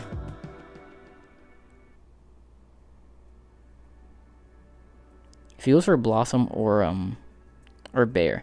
Yeah, this is fine then. Because this is his only way to extend. So this, let's see, protects our DPE. It also deals with his extension play. He's already normal summoned. This means he has to have Karis. Yeah, he has to have Karis specifically. Plus a, Oh, and he has to resolve the Omen. Oh, yes. But, Karis plus something else. He has the potential to Blossom draw into something, but it still doesn't look like... I don't think he'll be able to extend that much further. Another question is if he even plays a second copy of Blossom, because Sunless just played... Okay, sir. That's a pretty good draw, too. Okay, this guy just has everything. This guy's playing, like, anti-combo Tri-Brigade.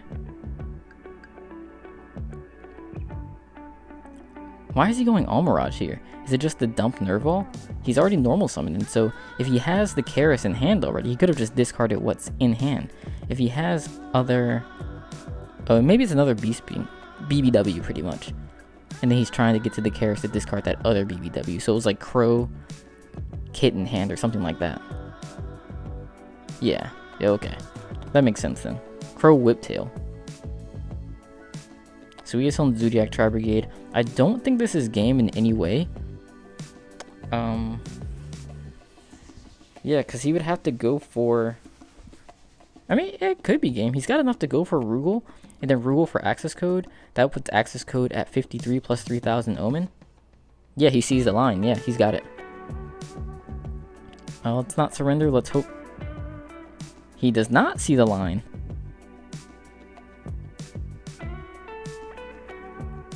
Oh, and he's got no defense next turn.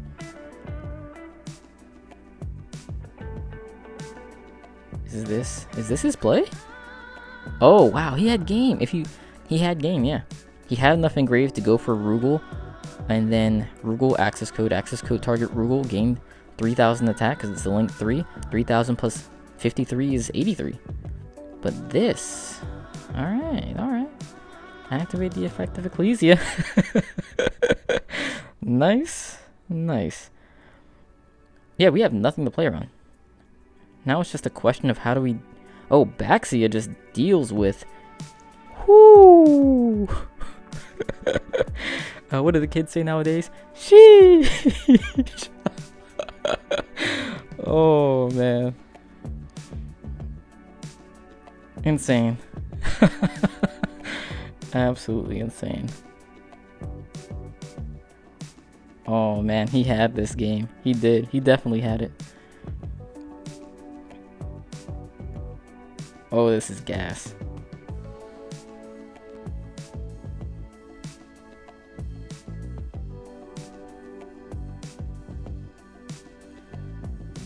Let's see. Let's go ahead and... we don't have to special the Ecclesia yet. I do really want to go for a Moyi though, because Moyi draws into what we discard for Long Yang. Oh, this is just game. Yeah, this is just 100% game. There's no way we lose. Doesn't even matter what we do. Could just banish the Moyi here, actually. Is there anything we might want to add back with Adara? I don't think so. We won't need Berserker. And we have another Chi-Shao. No, yeah, we should have added back Berserker, actually. That would have been the play. Adding back Ashina's not too bad either.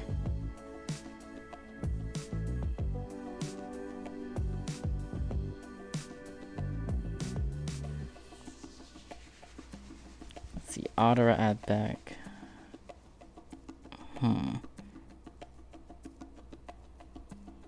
Yeah, add back the Ashina.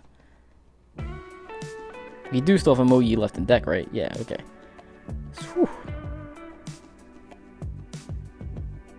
Yeah, we got to special the Ecclesia now too, because once we spin back to with the Baxia, we're not gonna have anything left.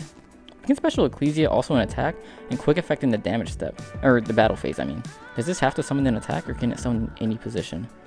Special summon one Swordsoul monster from hand or deck. All right, nice.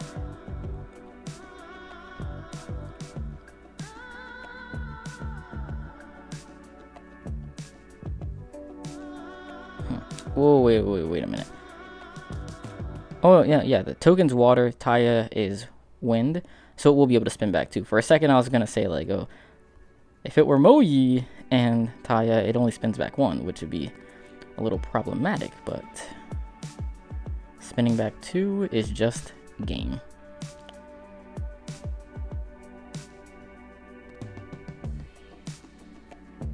Let's see, Baxia 1, Taya 2. 1, select another card. Yes, the other Omen. Activate Taya. Let's dump another Adara just for more recursion. Oh, the only thing he could be thinking about using is the Almirage, but, like, yeah, that just doesn't matter. Protect it from being destroyed by card effects. That's fine.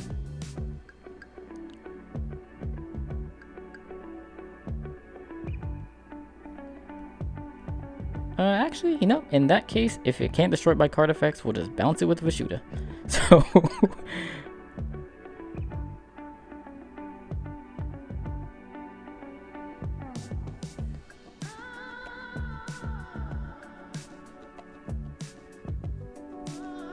summon out Long Yuan. Summon out the token. The token will allow us to use the Vishuda Engrave. And that is just game. That is just game. He threw. He definitely he had game. He had it. Let's see. So this is 27 plus 21. We could Dasher. We could Dasher tribute the Swordsoul token. That's pretty funny.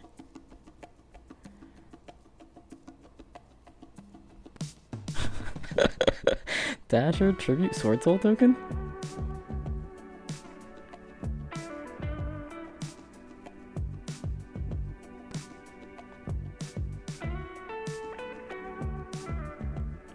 Oh, the quick effects during the main phase. That was a mistake, but either way, it was like 8,000 damage.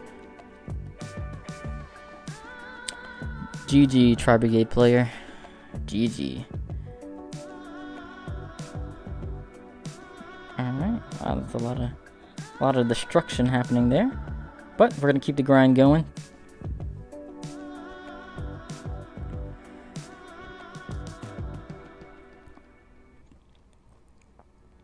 These have been some pretty competitive games. Like, I know this isn't super high rank yet, like we're still just in gold, but yeah, we've played some good decks. Like, we played Strikers, we played Drytron. The only loss we've had so far is against Dragonmaid, and that was a competitive loss. Let's see, Heroes are not a bad deck. Tri-Brigade Zoo, one of the top decks in the game. Yeah, like, gold is not you know, gold is not like what it used to be. So let's see where this goes. We're playing against Despia now. I think against Despia, like what else do they play that we could Ash? You know, I think you almost never want to Ash opening though, because the discard isn't the cost, and they like what they summon is usually Aliber, but they can just normal summon Aliber anyways. It's a 3 of, so I feel like it's never correct to negate that. What did he discard? Comedy? Like that's fine. Just thinking, what in this matchup do we Ash? Is it the Aliber? Is Aliber what we Ash? Let's see, what else do they even play in that deck to Ash?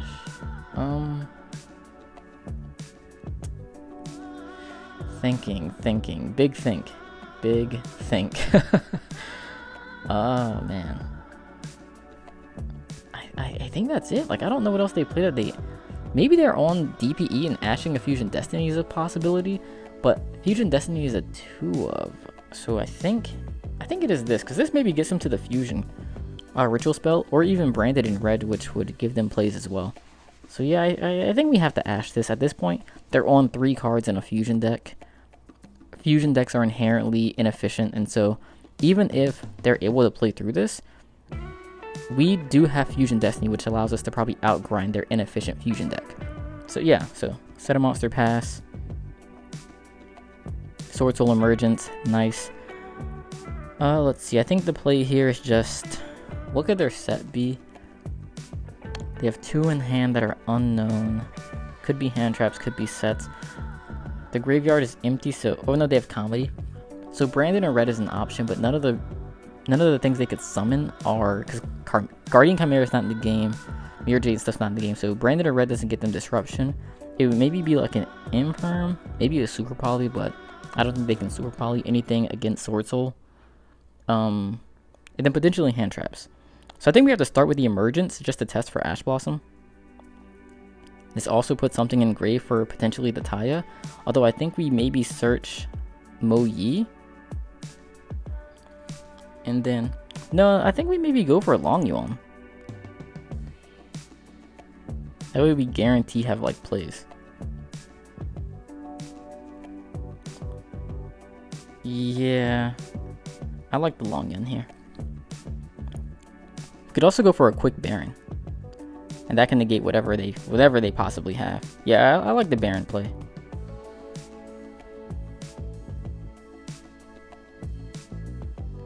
Like Baron pop the set. Ooh, Maxi. Oh wait, we have Ash. We're insane.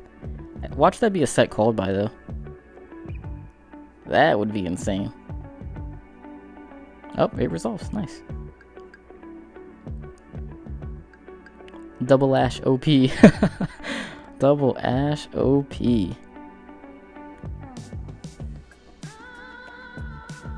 Yeah, let's see what this set is. I just don't think there's anything they can Super Poly. And that's really the only thing I'm afraid of here. I mean, we're going to pop the set anyways. But I just can't think of what it would be.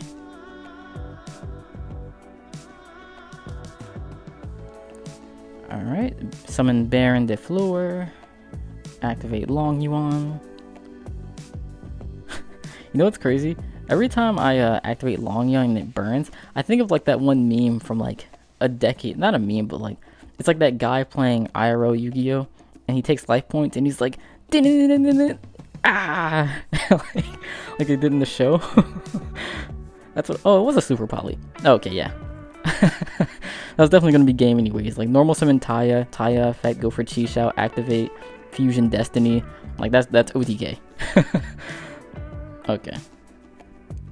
So if he played Mud Dragon actually, could he have gone for what could he if the, well, no, we're destroying the Super Poly, but if we didn't destroy Super Poly, could he Super Poly like a Chi Shao and then Chi Shao is what attribute is Chi Shao? I'm thinking Mud Dragon plays here. What? I should know what attribute Chi Shao is by now, but I don't. I think it's light, right? Is Chi Shao light?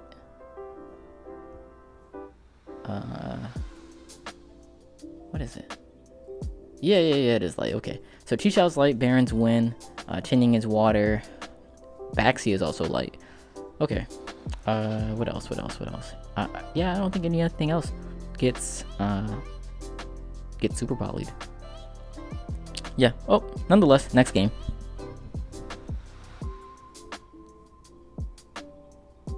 Alright, this time we win and we rank up. Shoes on the other foot now, and we ain't getting gatekept. Gatekeeped?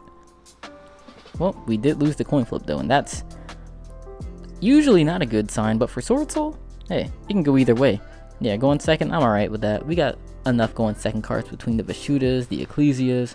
We got some going second cards. I ain't afraid. I ain't scared. Let's get it. And we did open Maxi, Vishuda. I'm not liking the crossout as much. Those have been dead every single time we drew it, so maybe that's a card that gets cut. Yeah, crossout maybe gets cut. However, at the same time, it does negate Maxi, which this deck can, in some hands, play around, but I wouldn't say it's like inherently good against Maxi. However, maybe crossout is better off being like more hand traps, like more disruption. Cyber emergency. Are we playing against Drytron once again? Now, maybe it could be something that's good against... No, we're playing against Cyber Dragons. Why did he choose to go first on Cyber Dragons? Sure, man. But, I guess Drytron aren't as popular anymore. But it feels like sometimes I want a card that would be good to draw off of Maxi. Like, sure, Ash, and there is one Nib into the deck. But sometimes it feels like those aren't enough. Like, I think I maybe want at least one copy of Droplets to draw into. I guess even against Drytron, you can Maxi in the Ghost Spell. Ghost Spell negate Mediumis Drytronus. Whatever the ritual spell is, so it can't add itself back. And because it's a hard once per turn, well, I mean, they can't activate another copy of it. Or what is this? What's the wording? Is it you cannot use this card or you cannot activate this card? Because Bell does negate activation. It must be you can only use this effect once per turn. But what does this do, by the way? Send 2 Dragonair machines with different attributes to the... Send them from where? Oh, from your hand or deck. Search. And if you do send... He's not about to disconnect, is he? No. He ain't about to disconnect. We don't want to win like this. We want to actually win. There we go. Yeah, continue your plays, Duelist. Continue. What did he send to the grave, by the way? Cyberdark Horn, and I think you have to send 2, right?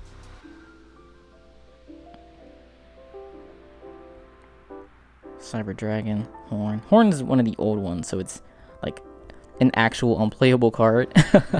That's the thing about Cyberdarks. I shouldn't talk crap before losing this game. Like, it'd be crazy if I just lose somehow, but the thing with Cyberdarks, at least in the past, and again, I'm not familiar with their new support, but in the past, the issue with them is that, like, Horn, what's the other one? It's 3 of them. It's Horn, one that starts with a K, and then another little one, and they just don't do anything.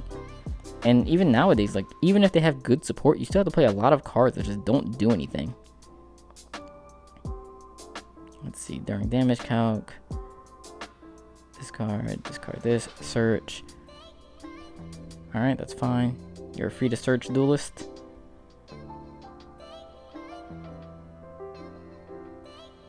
Search a Cyberdark monster. So, yeah, like, they just have so many cards that just don't do anything, like Horn. This guy's got to fix his connection.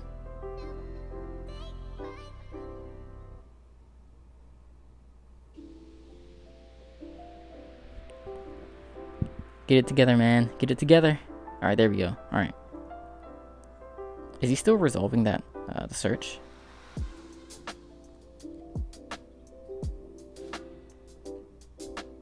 What did he search? This is a new one, I think. Cyberdark Chimera. Discard 1 spell or trap, add a power bond. Alright, that's fine. Send to the graveyard. Send Cyberdark from deck to grave with a different name. Okay. This is actually maybe good. Because, like, you power bond something, and then I guess it sends something else to the grave, so then you can equip one of the ones from grave. But it looks like he's just passing turn. What is this? What is this? Equip. While this card is equipped, it gains attack. That's fine. He probably knows him. He probably knows Max C's in hand. It's triggered on like everything. Alright, pass turn. What disruptions do Cyber Dragons play? We know the card in hand is, I believe, a Cyberdark Keel or Heel or whatever it is. What is it? Horn. So we know we have Cyberdark Horn in hand. No, he sent that. Send, add, Chimera. This is not Chimera. So the card in hand is Chimera. Does Chimera have any sort of quick effect? Oh, I cannot read through this thing. I do not believe it has a quick effect. So it's just a matter of what those face down defense cards are. Not face down defense, but those face down back row cards are. And I think we just have to like Vashuda bounce one. And then hope that the other one is irrelevant. Yeah, I think that has to be the play here. Like, I just don't want to blind Moyi into it, because once I go in with Moyi, I can't use Vashuda. So we have to start with the Vashuda, and then go from there. Target one equip monster.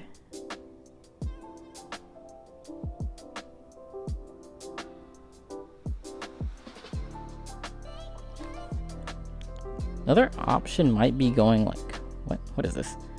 Special summon from extracts. Fusion summon. It is destroyed during the end phase of the next turn. This also triggers the other card, and so we could called by the Cyburn, but how many does he have in hand? One in hand. We're better off maxing here.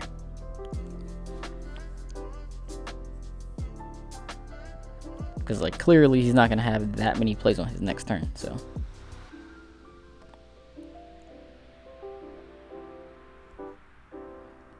Special summon a fusion from your extract that listed. What could it list? What could this be? What does he fusion summon here that I'm worried about? It cannot attack directly and is destroyed during the end phase. Cyber Eternity Dragon. Summon our Vashuda in defense. What is Cyber Eternity Dragon? You special summon, don't want to activate anything on summon? No. So now he probably is getting the chance to activate the equip card. Oh, he chooses not to. Doesn't that trigger? I think it was... Where is it? Sent to the graveyard while equipped to a monster. Target one other dragon or machine. Special summon. But he knows he's under max. See, that's probably why. But let's see. If you have machine fusion in graveyard, cannot target. Does he have a machine fusion in graveyard? He does. So we cannot target it with card effects. It cannot be destroyed. Fusion summon card is sent to the graveyard. Special summon one. Okay. So we need a non-targeting banish. Non-targeting banishes could include Chen-Ying, actually. Both your opponent's field and graveyard. So Chen-Ying works. Chen-Ying, and can it be destroyed? No. Cannot be targeted or destroyed. So Chen-Ying is the out. So I think what we have to do first is we'll go for Baxia using Moyi. That can clear the back row, so we don't have to worry about that anymore. And then from there, Emergence for a Long Yuan, and then that gets us to the Chen-Ying. Called by the Grave triggers the Chen-Ying. Or we could actually use Crossout Designator to trigger Chen-Ying, I believe. That might actually be insane. Like, actually insane. Reveal Taya. More likely to interrupt here if you reveal another normal summon. And if we can get them to reveal one of their disruptions, the easier it's going to be for us to play through it. And let's see, it's giving them the trigger as well, so they might actually have something. Imperm, yeah. Yes, this is completely fine. And Imperm is actually not in the deck either, so I would not have been able to cross out it. So yeah, we're completely okay with this.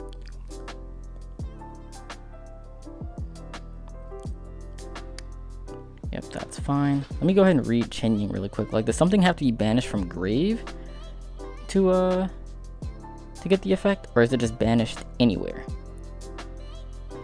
If a card is banished. Alright.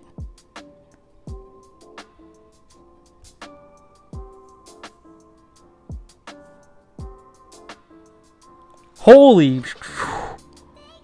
Yo! Did I just throw? Oh, we just threw.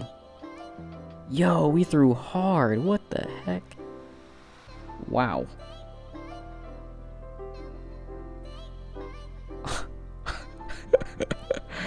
Yo.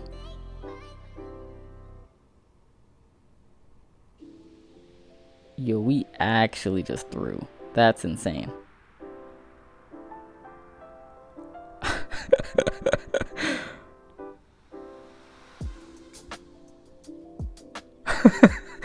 Yo. Okay. Can't go on tilt. Shaman's an option. What do we have engraved that we can summon off Shaman? We've got nothing. Could summon back Fashuda. But we're locked into Tenyies. None of the Tenyies do anything. Does this do anything?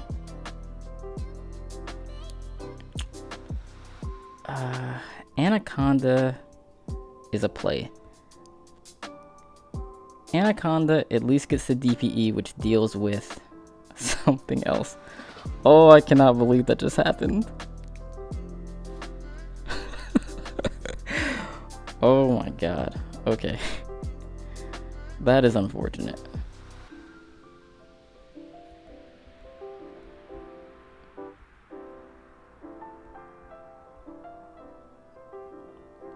Absolutely unbelievable.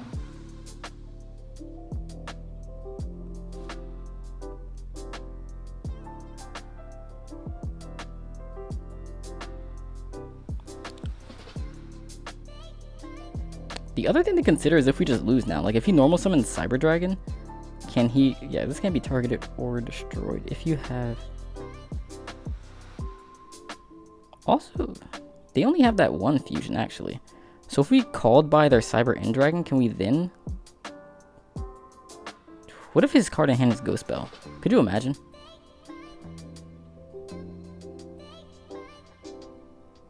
Alright, we're gonna...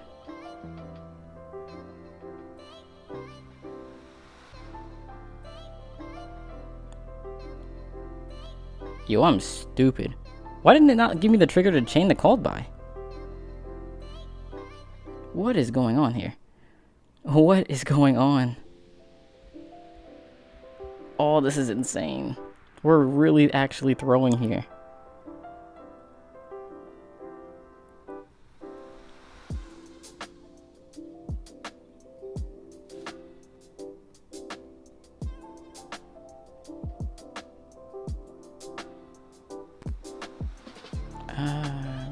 Cards into the grave.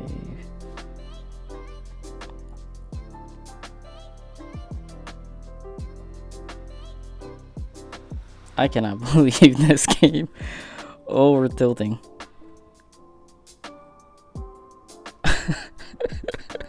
The emergence into the imperm zone. Wow. Okay, nothing.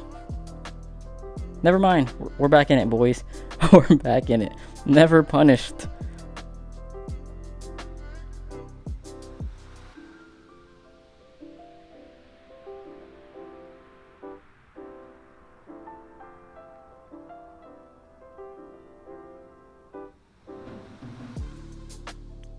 Enforcers activated, chain nothing. Yeah.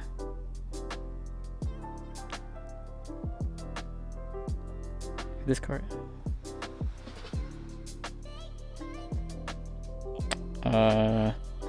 Yeah. Oh wait, no.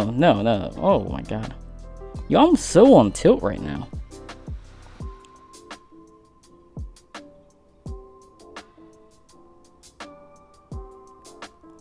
This is just so triggering. Okay, we definitely are crossing that out.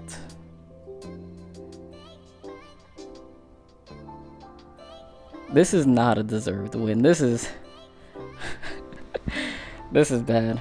I don't think we lose at this point, but Jesus. This kind of reminds me of this one book I read by Brad Gilbert, who's a famous professional tennis player. And the book is called Winning Ugly, and it's all about how Brad Gilbert is, or I should say was, he was not like an amazing, talented tennis player. However, he was still able to pull off a lot of really good wins because he was willing to win in less than ideal ways. He was able to win ugly. And I think that's also a skill, like in Yu-Gi-Oh! You have to be able to win not just, you know, the games when you open up like wombo combo, but you also have to be able to open up those hands where you make mistakes, hands where you misplay. Like, you have to be able to win in all sorts of games. And I guess this is an example of that, unless we still somehow lose. But Celestial, not chain anything. Draw Ash Blackout. Let's see, what's the play here? We could just go...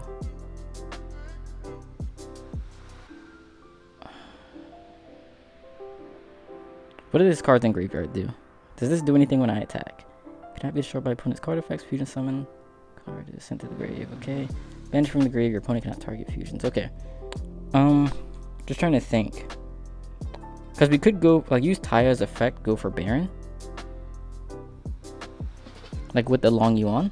So we've we've summoned Taya, Long Yuan. Taya effect is going to be 3.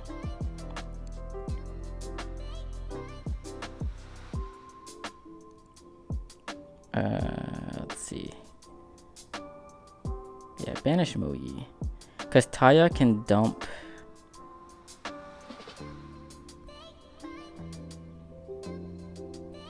So this is 3. We could go. Just trying to think if I want to go. I'm thinking if I want to go for Baron right now. Just because what if that last card is Nib? What if that last card is Nib? If it's Nib, I guess we chain DPE and he's on nothing and we have DPE Ash. So I guess we're fine if it's Nib. So I think we just go for a game in case it's not Nib. So if we're going for a game, we go Chisao, Taya, dump. What do we do with Chisao? Could start another long one. Or maybe we just go Baxia.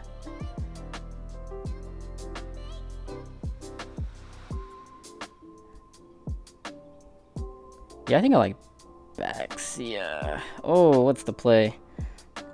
Like Baxia, destroy Long Yuan, bring out Moyi. Is that game though? It's not game. Actually, I think it is.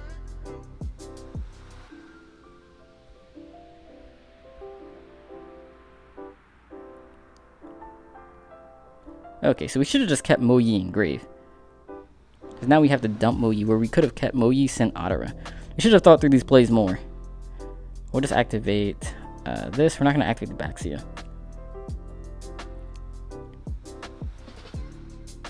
Literally the only card we're worried about now is Nib. And then we're actually fine with Nib. What the play in this case is revive the Moyi. Moyi goes to Chisao. Chisao get Longyang. Longyang discard Blackout. And then go for a Baron, and then that's game.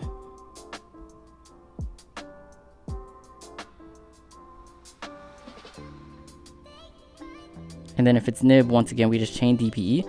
And that puts him on, like, puts him on top decking. And then we're going to have, like, DPE Ash called by. We do not deserve to win this game, but it appears that will be what's happening here. Oh my god. That's how you know it's getting too late at night. It's like almost 2 a.m.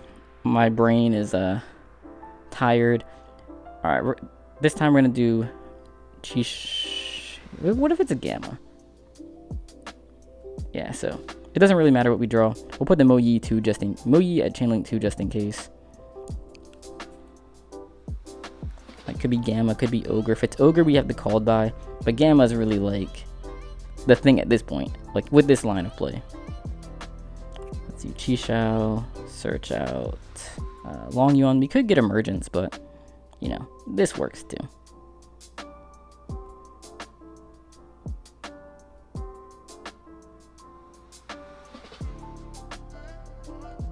Could you imagine if we just get nibbed here? I mean, I guess it's the same thing, but it will be just kind of like an insult at this point.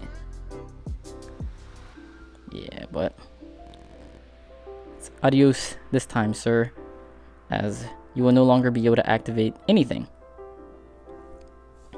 You got one card, I got one negate, and over 8,000 on board, so. With Long Yuan.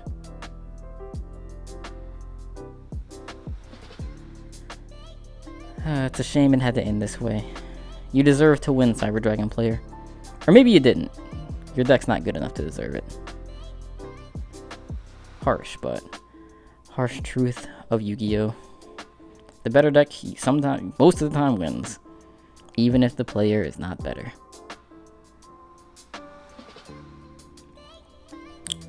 All right. So that is another victory. I think this. Do we rank up?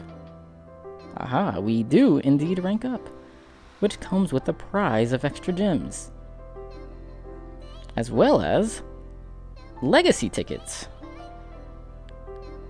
Alright, so now we are gold 1, and we went from, I think, gold 3 to gold 1. Alright guys, so let's finish up with a quick little deck profile of what you guys just saw me go 6-1 with over 7 games. This deck is actually really good, despite, you know, multiple misplays you guys saw, especially in that last game. We threw that game hard, but the deck won it for us, and so this is what we're playing. I'm gonna go in order of engines, not necessarily in order of what's listed in the deck editor. Kind of hate that about Master Duel, but we're gonna start with the Swordsoul cards, and for that we're playing 3 copies of Swordsoul Moyi. Of course, this is your main starter in the deck. We have to play 3 copies of this. It is unfortunately an ultra rare, but you gotta get it. After that, we've got 2 copies of Taya. I think some builds can definitely get away with 1, but I wanted to play the second just because it helps your follow-up. Like, there are a lot of times where you just want to draw into this on turns 2 and 3, so I like 2 copies a lot. And then the other Swordsoul monster we play is 3 copies of Long Yuan, which is absolutely critical for the deck because it's your main route of getting into level 10 synchros such as Baron and Chen-Yang, but also the burn effect makes it incredibly easy to go for game. It is also another token generator like your other Swordsoul monsters, so very critical to have at 3. With those, we also play 3 copies of Incredible Ecclesia the Virtuous, and this is a card that I've seen some people cut down to 2. However, I like it at 3 because it helps you go second more, and even going first, it's just extra copies of your Moyi or your Taya depending on what else is in your hand. And so it can be a very powerful card, and especially in the DPE version of this deck, we actually get to utilize that graveyard effect too, which you saw in one of the games. Like, we use DPE, and then during the end phase we could add back Ecclesia, and Ecclesia gets us back to a Moyi or Taya to follow up on that next turn. So definitely a useful effect in this version of the deck. Definitely a 3 of. So that's it for the Swordsoul monsters. For the Swordsoul spells and traps, we do play 3 copies of Emergence. You know, Taroda, of course, and then we play 1 copy of Blackout. I have seen some lists play 2. I remember some decks will play 2 back when this first came out in the TCG, but I really think 1 is correct because you just don't want to draw it. And while 2 gives you more flexibility, it gives you more follow-up. You get enough follow-up if you play correctly, even if I don't always do it, but you should always have follow-up if you play correctly. And then you just don't want to draw. It's just not good to draw. You want to draw more combo pieces, things that you can make plays with, and Blackout ain't it. So that is it for the Swordsoul engine. For the Tenyis, we're playing 3 copies of Adara, 3 copies of Ashina, and 3 copies of Vishuddha. I wanted to max out on the Tenyis because those are all just extra extenders. They're all worms that you can reveal for Moyi or discard for Long Yuan, and they just give you plays. Like, as you guys saw, like, you're able to just turn 2 Tenyis into a Chi-Xiao. Chi-Xiao can get you 2 Taya or Moyi and then get those plays going. They just synergize extremely well with the deck while also adding more versatility, because you can again get started and play and win with just your Tenyis, and that's big. Vishuddha is also insane. And so again, combined with the Ecclesia going second, you have Ecclesia, which is good going second, Vishuddha, which is good going second. We've got Ash, Maxi, other hand traps, Fusion Destiny is good going second. You have a lot for going second. That makes this deck incredibly versatile.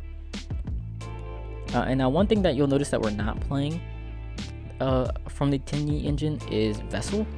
And so I opted against Vessel because I felt that it didn't synergize well enough with the Swordsoul cards. And so if I were to, like, for example, normal summon Moyi, reveal something, and you can't reveal the Vessel because it's not a Tenyi or a Worm monster, so it doesn't synergize in that way.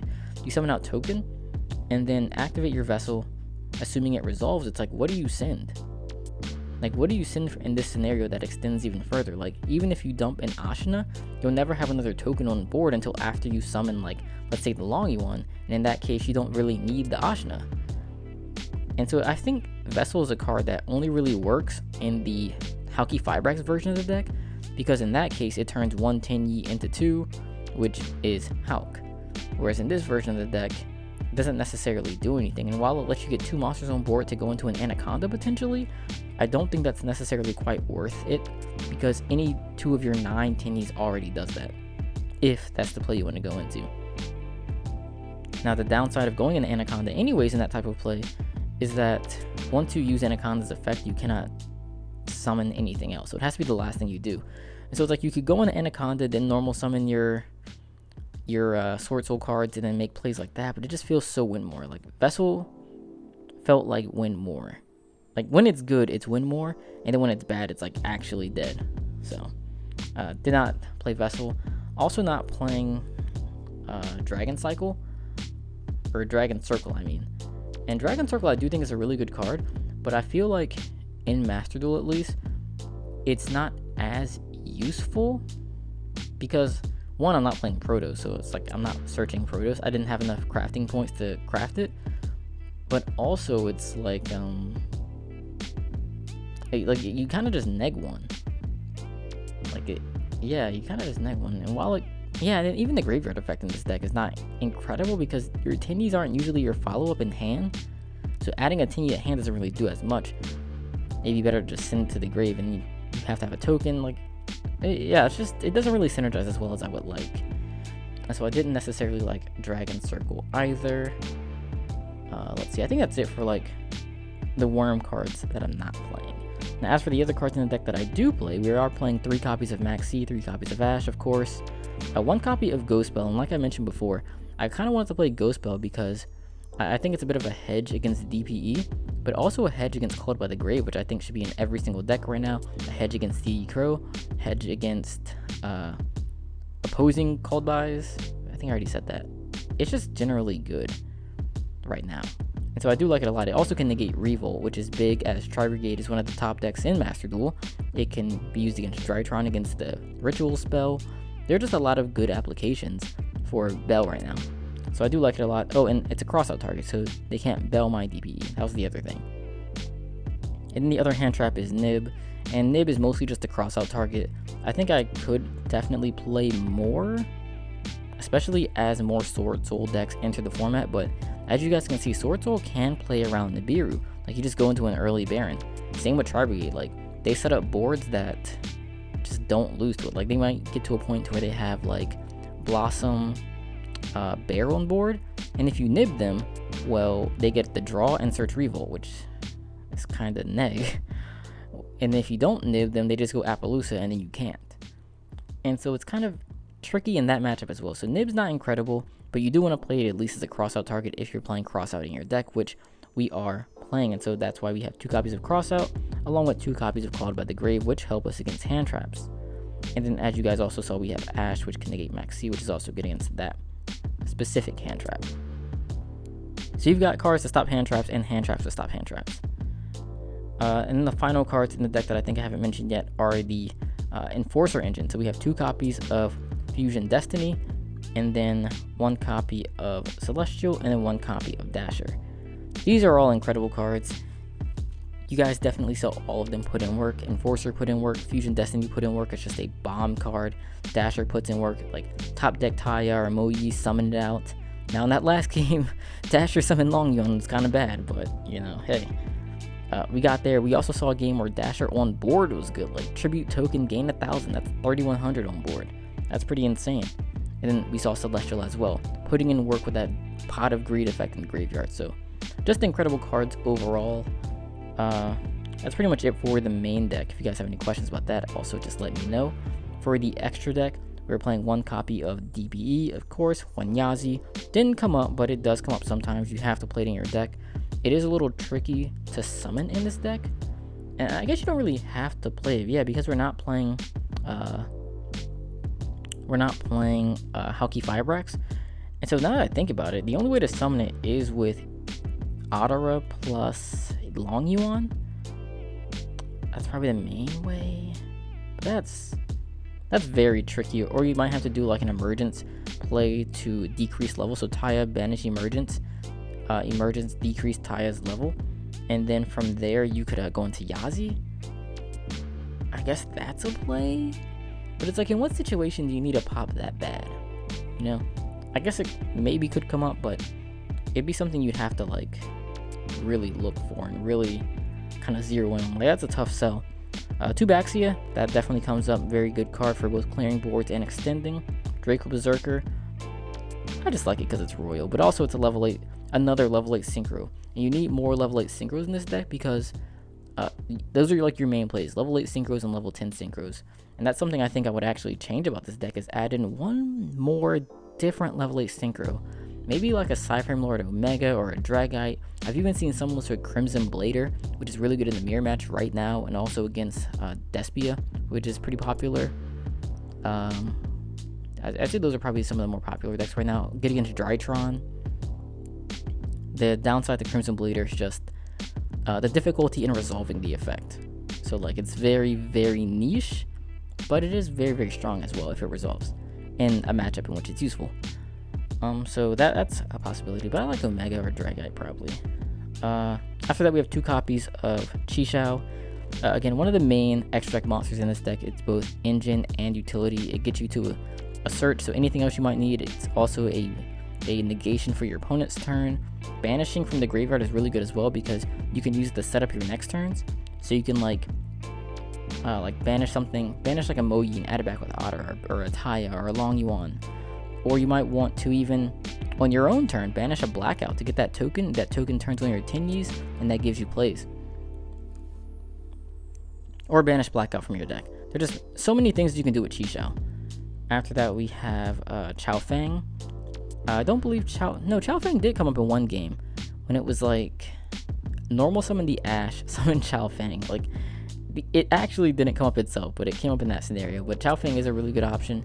It can help you play around Nib sometimes, but also setting up with a Blackout is just really strong. So Chao Feng's really good. Baron, obvious. You summon level 10 synchros, negation's always good. Chen Yang, incredible card. Absolutely incredible. It's difficult for opponents to deal with. It's big. It's sometimes a form of interruption. It would have been great in that last matchup if we didn't just like punt it away. But I still can't believe that happened. 2 copies of Monk, 1 copy of Shaman, and then the Anaconda, which doesn't come up that often, but you still want it in your deck for sure. Then the final card in the deck was 1 Nightmare Unicorn. I put this in because I didn't quite know what else to put, and I really wanted an out to just things that couldn't be destroyed. And so I didn't want to have to like, if there's something that can't be destroyed, I didn't want to have to like summon out. I guess you have Baxia. Yeah, what was I thinking? Okay, yeah, Unicorn's coming out. I was putting this deck together pretty quickly. I can't even like rationalize it, but I guess my thought at the time was just dealing with things that can't be destroyed. I guess what came to mind in particular was Queritus. Queritus can be tricky for this deck to deal with because they can just float into like an Alibur and they get more advantage and then keep going from there. But yeah, you just have Baxia, which is just easier to summon within the engine and does the same thing and can target multiple cards. So yeah, definitely cutting the Unicorn. I think Unicorn turns into like Dragite or Omega. Yeah, Dragite or Omega. Or second Baron, that's a big rain play. But and then also no side deck because this is Master Duel. And so yeah, as you guys can see, this deck isn't complete yet. It's definitely good enough to compete, but it's what I could do with my existing collection and about 10 or 11,000 extra gems that I saved up. And I did buy a couple of them, but it's mostly saved up gems. And yep, this isn't the first time I've blown 10,000 gems either. And so if you want to see what I did with all those gems last time, check it out. The video is right here on the screen. Definitely watch that along with more Master Duel content on the channel. Thank you for watching, and I will see you in the next video.